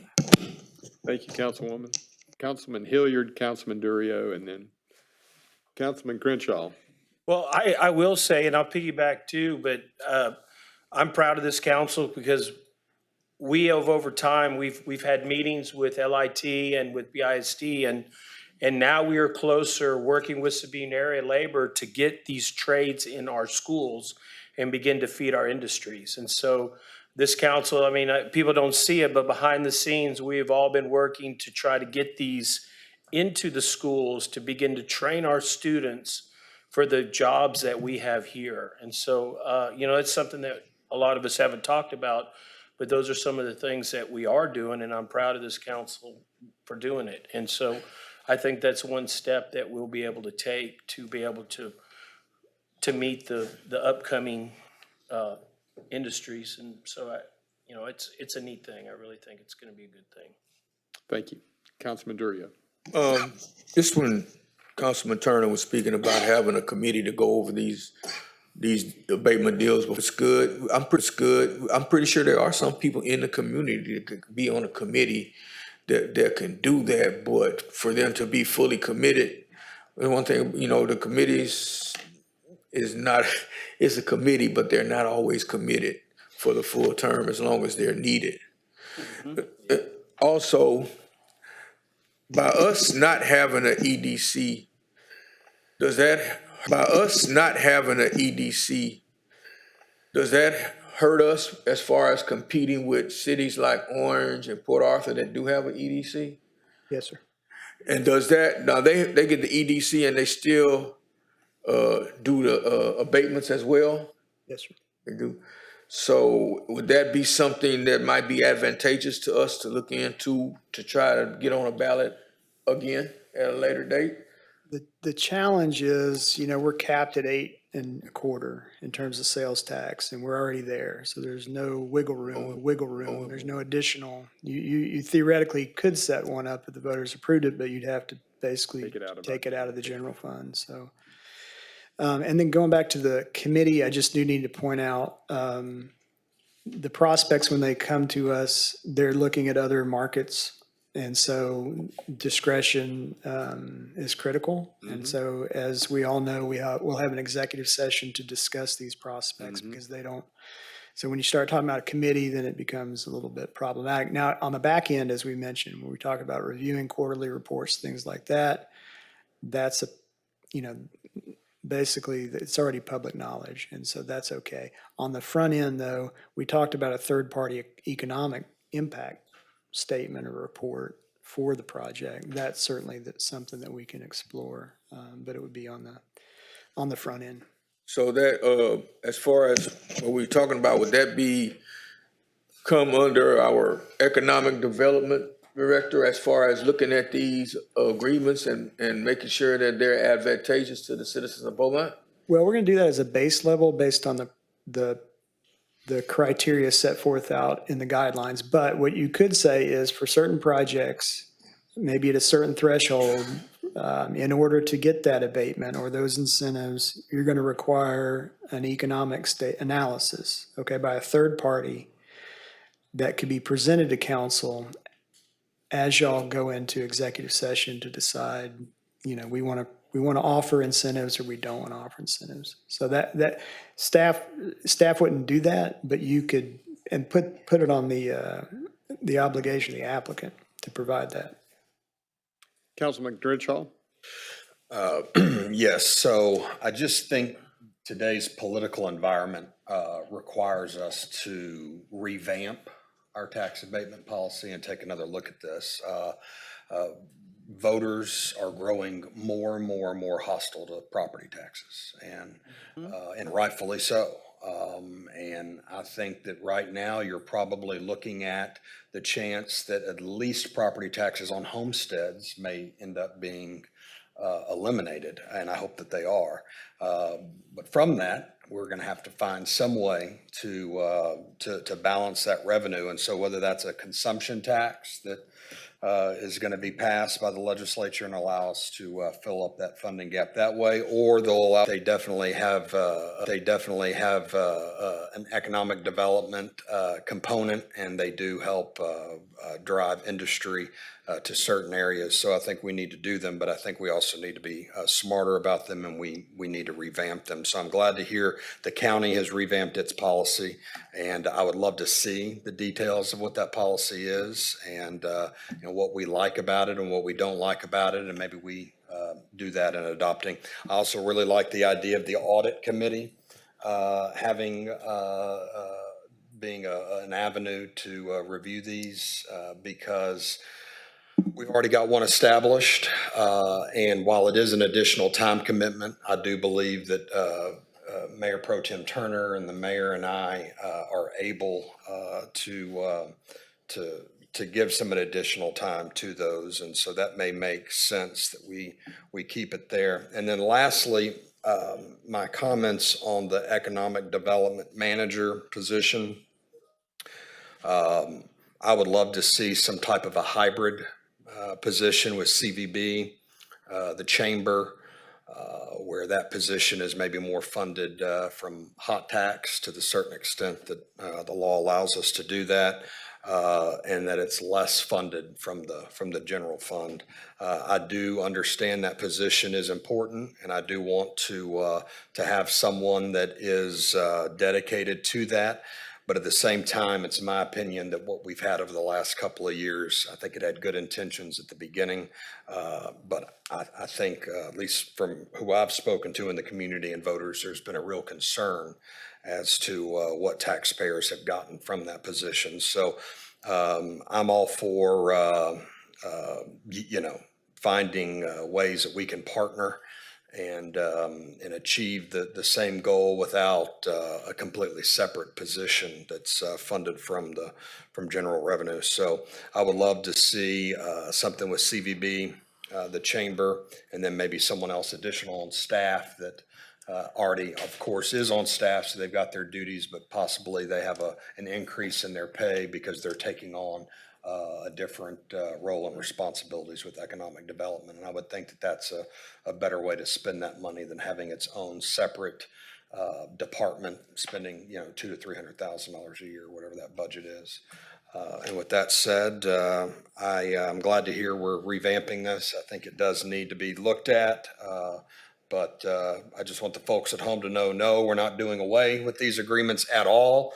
But we are also need to be diligent and respond to the times. And I think the current climate with property taxes and with these agreements necessitate us to take another look at them. Thank you, Councilman. Any other comments? Just one last question. Councilman Turner. Mr. Boone, do we have sworn annual reports like investment to date, jobs, payroll? And, I know we haven't got into the local thing. I think we discussed 9 counties, but I think it would be more advantageous for the community to know from the city standpoint what the 9 counties consist of and how did that terminology become local with it? Yeah, we can confirm that with the county. Again, they're looking at a broader trade area. We can confirm the 9 and then see kind of what their thinking is on that. Okay, well, I thank you for this discussion, and I think I'm looking forward to a report back in the summer. I know we say summer, but can you give us a more tighter timeline, a month? Like what month in the summer? It's actually not, I think, it doesn't actually expire until maybe the fall, but we wanted to kind of accelerate that because I know there's a lot of interest. So there's no reason we can't do it earlier. But to answer your question, I would like to try to get something back to you by July. Thank you. Councilman Williams? We've talked about the third-party reporting. Just out of curiosity, do any of the companies we've given abatements to have any of them provided third-party reporting already? Yes, sir. And the couple slides I showed you, one was the vendors and the employee. That actually is a recent, as of a couple weeks ago, a quarterly report from one of those projects. So yes, sir. And paid for by them? Yes, sir. Okay.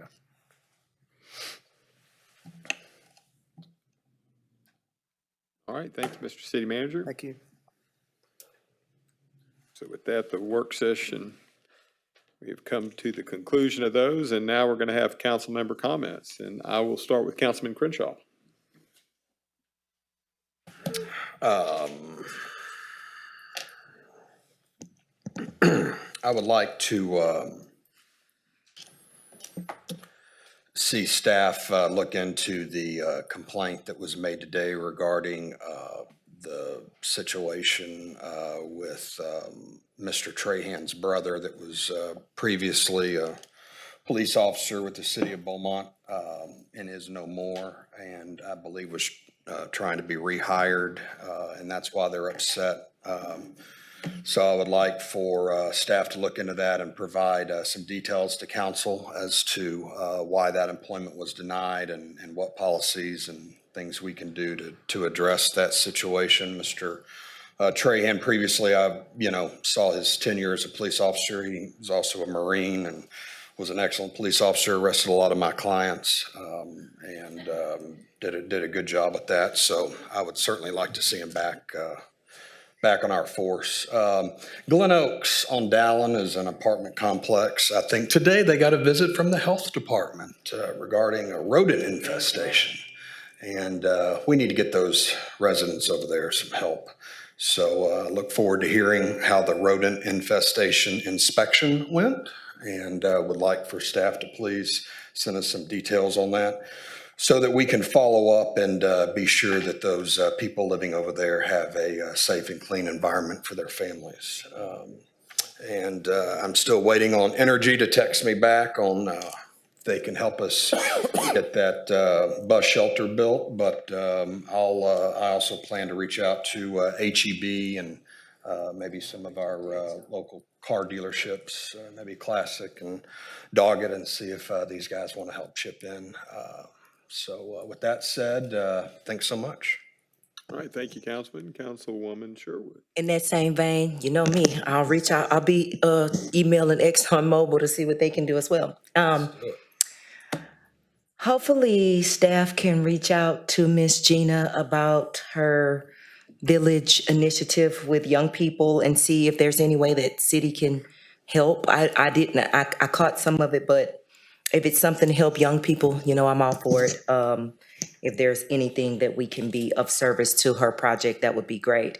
I'd also be interested in the outcome of the issues that Joseph Trahan brought up and mentioned in reference to his brother being hired. I'm not fully aware of everything that was mentioned, but I'd be interested in knowing the outcome. I'm grateful to the Southeast Texas Food Bank for helping families throughout the summer months. It's a blessing to have organizations pitch in and help out because sometimes we need it, and I'm grateful for that.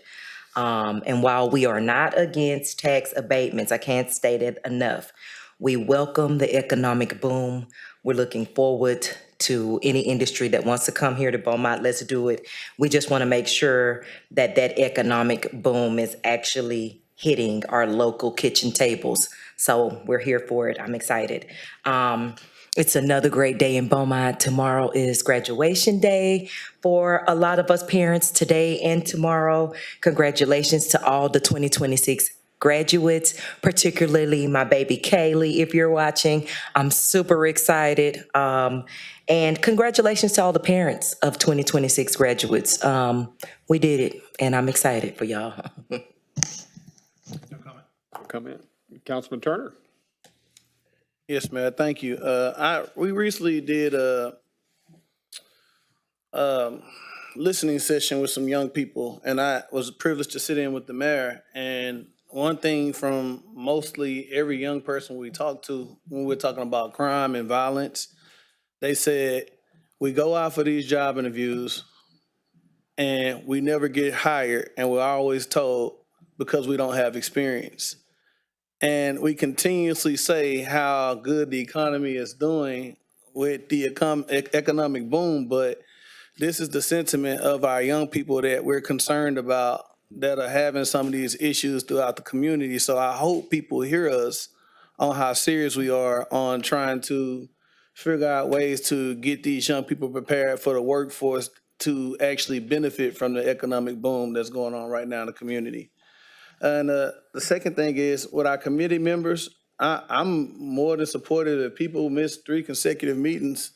They need to be, we need to probably revisit or reappoint someone. I think it's unfortunate that this is happening, but if we're not knowing that our committee members aren't going, how can we do something about it? So, yeah, me personally, if my appointments aren't committing, I don't have a problem aren't going, or they can't make it or don't have the time. I don't have a problem calling them, letting them know.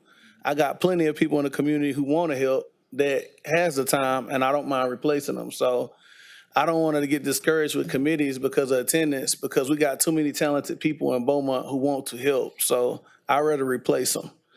The next thing is congratulations to my older sister. She's a detective with the Jefferson County Sheriff's Department. She graduated today. I'm actually missing it right now, but I just want to let her know I love her and congratulations.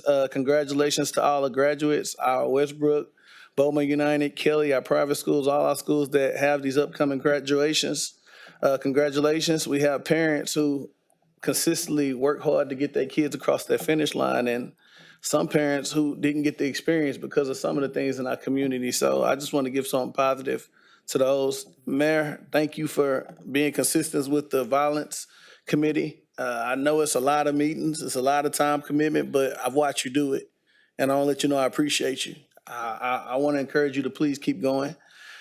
And the last thing is marketing the Southeast Texas Food Bank project with the kids. I think if we can formulate something where we can share with the community, I appreciate it. And I had some people ask about nighttime meetings. Do we do it only on the 5th Tuesday? How does that work? How do we decide when we do it? Tuesday. So council changed their meeting calendar, so you now, instead of meeting on the 5th, when y'all adopt the calendar, y'all changed it. So it's now, instead of meeting on the 1st, 3rd, and 5th, you meet on the 1st and 3rd. And when they're I just had a few people been reaching out asking when. I just had a few people been reaching out asking when are the night meetings, what's the coordination? I don't know if it's something we need to revisit as far as maybe not the 5th Tuesday, maybe we might do it every 1st. I don't know, but I just don't want to ignore people's requests that, have an opportunity to come because we meet at 1:30 in the middle of the day. So if anybody's open to that, maybe we can just look into at least giving it once a month. Well, and people also complain about not having night meetings, and then they're also our lowest attended meetings. So, But we do have one next month. We will have an evening meeting next month. If you can let me know that date, I want to post it Yes, where I sir. can kind of let people know ahead of time. Absolutely. Thank you.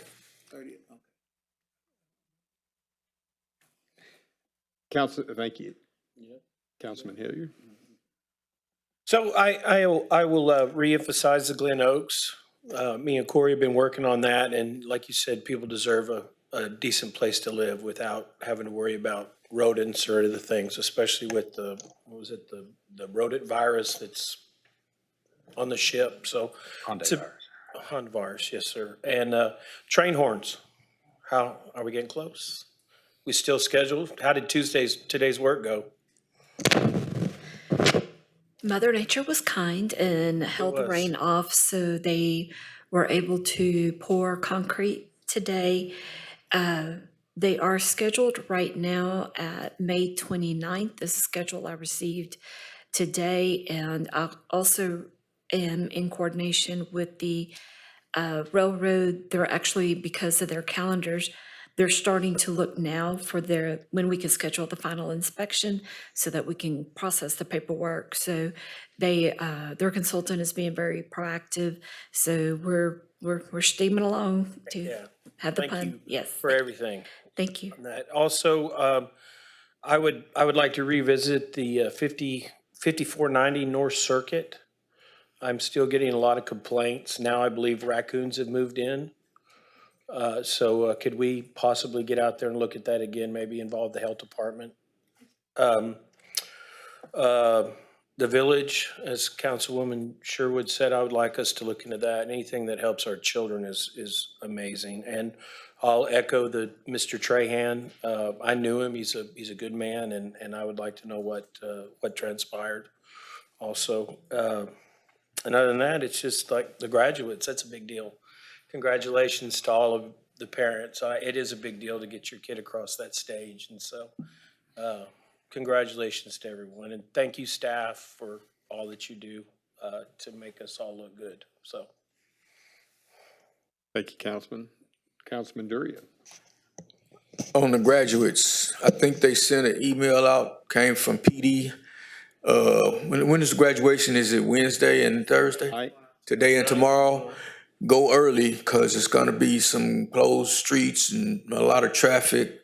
You know, I don't know how many people graduating, 500, 600, something like that. And each one of them gonna bring the whole family with them. So it's gonna be a lot of traffic over there by Lamar. So just plan appropriately. Councilwoman Sherwood, you probably need to go straight there from here. Yeah. Also, we had the Mayor's Veterans Coalition this morning, and it was great. I mean, this thing is taking off. We got the right people in place, and they're doing a great job. And we have so many different organizations that belong. I mean, the American Legion, the VFW, the VA. I mean, it's probably at least 10 different organizations that have members on that board, and they're doing a great job. It's always very well attended, and staff, virtue, and communications, Tracy, but no, she wasn't there this morning. Francis, yeah, Francis. She was there taking pictures, and they did a good job. So, and it was, like I said, it was very well attended. Also, I think the lady's name was Joyce Moore. We haven't gotten an update on the buildings downtown. We used to get the update every so often on if they're following, doing what they're supposed to do to make sure that their buildings are secure and, at least fixed or something, making them look better as they're bringing us down. But we used to get updates all the time. I don't think we got one since Bo left and went to South Lake. So we might need to. So I'd like to see us start getting those again. We have received. Huh? We have. Okay. But, and happy birthday to my beautiful wife, Gwendolyn. Her birthday is tomorrow. And I want to just say that out loud for her. That's it. Very good. Oh, congratulations to my granddaughter. She's graduating too. Mm-hmm. Yep. Mm-hmm. One more. But this is the last one. The grand twins are graduating tomorrow from pre-K. Oh. Charlie and Charm Durio. So that's it. Good job, Pop. So, Madam City Attorney. so just a few things on Mr. Trahan's situation. He has retained counsel, and so if counsel would like a brief on that, I can get with our PD department, but also provide you the notice of claim that was filed with our office, and we can discuss that in executive session if that's the will of counsel, because I did hear more than one council person request that. So Yeah, I'd like to have that on executive session for next time. okay. I second. The next thing is in regards to the attendance at committee members. Most of your committees don't really have an attendance. Most of them aren't. They don't take attendance because they are an advisory committee. They typically just hear information. For example, your Parks Department, you do have a situation where they do call for attendance, planning, zoning, because they make recommendations. They actually vote and make recommendations to you, and that's the bond committee. But we have had some other committees that are advisory in nature who feel like the work that they are doing requires them to have full participation from council appointees in order to make good and solid recommendations that are reflective of the community. And so we have had at least one request to change the ordinance to require a attendance requirement similar to what we do for the bond committee. And that would be if a committee person misses 3 or more meetings without proper notification saying I won't be able to make it, or I was sick or something to that nature without a valid excuse, that they be removed and reappointed. And so we are considering bringing that to council, just considering that right now we do have a provision in the ordinance that says that a person can only serve on a maximum of 2 committees, so that may start to get kind of chintzy on who we can appoint and who can serve. And council may want to consider having extending that to 3 committees as opposed to just 2. But we can definitely do a workshop or talk about what that looks like if council is interested as well. And I did hear at least 2 council members say that they would be interested in that. So we will look to bring that back to council. The next thing is we do have night meetings reserved for that 3rd Tuesday when we have a 5th Tuesday in the month. I did hear Councilman Turner say that he would prefer to do it maybe in the 1st Tuesday, but right now that the 1st Tuesday is designated for proclamations. So council would meet in the morning to do proclamations and have a considerable break for that night meeting, if that's something that council wanted to consider. Just consider like the staff resources that go along with that as well. When we do the proclamations in the morning, we do have AV and tech here. And so if we did it again, that'd be a significant break in the day for those employees, but it's definitely doable. I just wanted council to be aware of logistically how that would look to do that. Sometimes we have several proclamations, sometimes not so many, but that would kind of increase staff time. Yes, ma'am. Public Works. Sorry. Only report is that I have is we did have a meeting of the bond facilitation committee last week, and I will be preparing a memorandum to distribute to the council, just bringing the council up to speed on what we've discussed to date and progress on particular projects. That's all. Thank you. Thank you. All right, thank you. For the downtown code enforcement report, Bo did do the last one in October, but at the October meeting, at that time, they were quarterly, and y'all gave direction to move that to 2 times per year. So I did a report in January. I think Councilmember Durio forgot that one. And the next one's due in July. It's fair. Ma'am. Mayor, real quickly, I just wanted to point out this is National EMS Week. It's an annual week-long celebration honoring EMTs, paramedics, and emergency medical responders who are working to serve us day and night. And then finally, I wanted to recognize Demi Ingman for being named one of the nation's government champions by the National Academy of Public Administration as part of the Local Government 250 program. So just congratulations to Demi.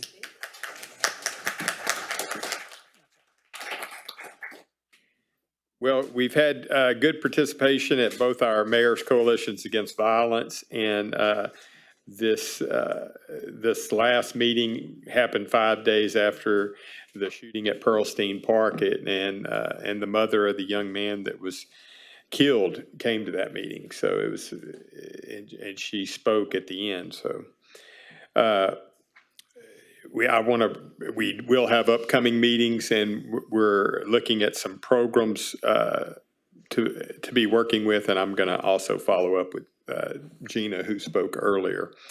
I want to remind people that it is early voting until Friday at 7 to 7 every day, and then next Tuesday is the election, which is 7 a.m. to 7 p.m., and it's certainly important to participate in the process. I know people have a lot of opinions, but when you go to the polls, you can really make an impact on those opinions. And certainly congratulations to all the graduates, in particular graduation. Congratulations to Councilwoman Sherwood on the graduation of her daughter. And I've received some contact asking, and we are still, the sexual ordinance, predator ordinance is being reviewed. I think some software is also being considered to be able to track that. So that's important. Also today with the Tana Hill building, there was some of the facade that fell off, and they are working on getting the sidewalk closed, and there's additional steps being taken, and been contacted about that. And I also agree with about Glen Oaks. It's there are hundreds of calls there a year with fire and police, and they don't seem to be making any progress over a long period of time. And I think their vacancies have increased significantly, and it's become quite the eyesore over there. So, and I wasn't aware of the rats, but not surprised by that either.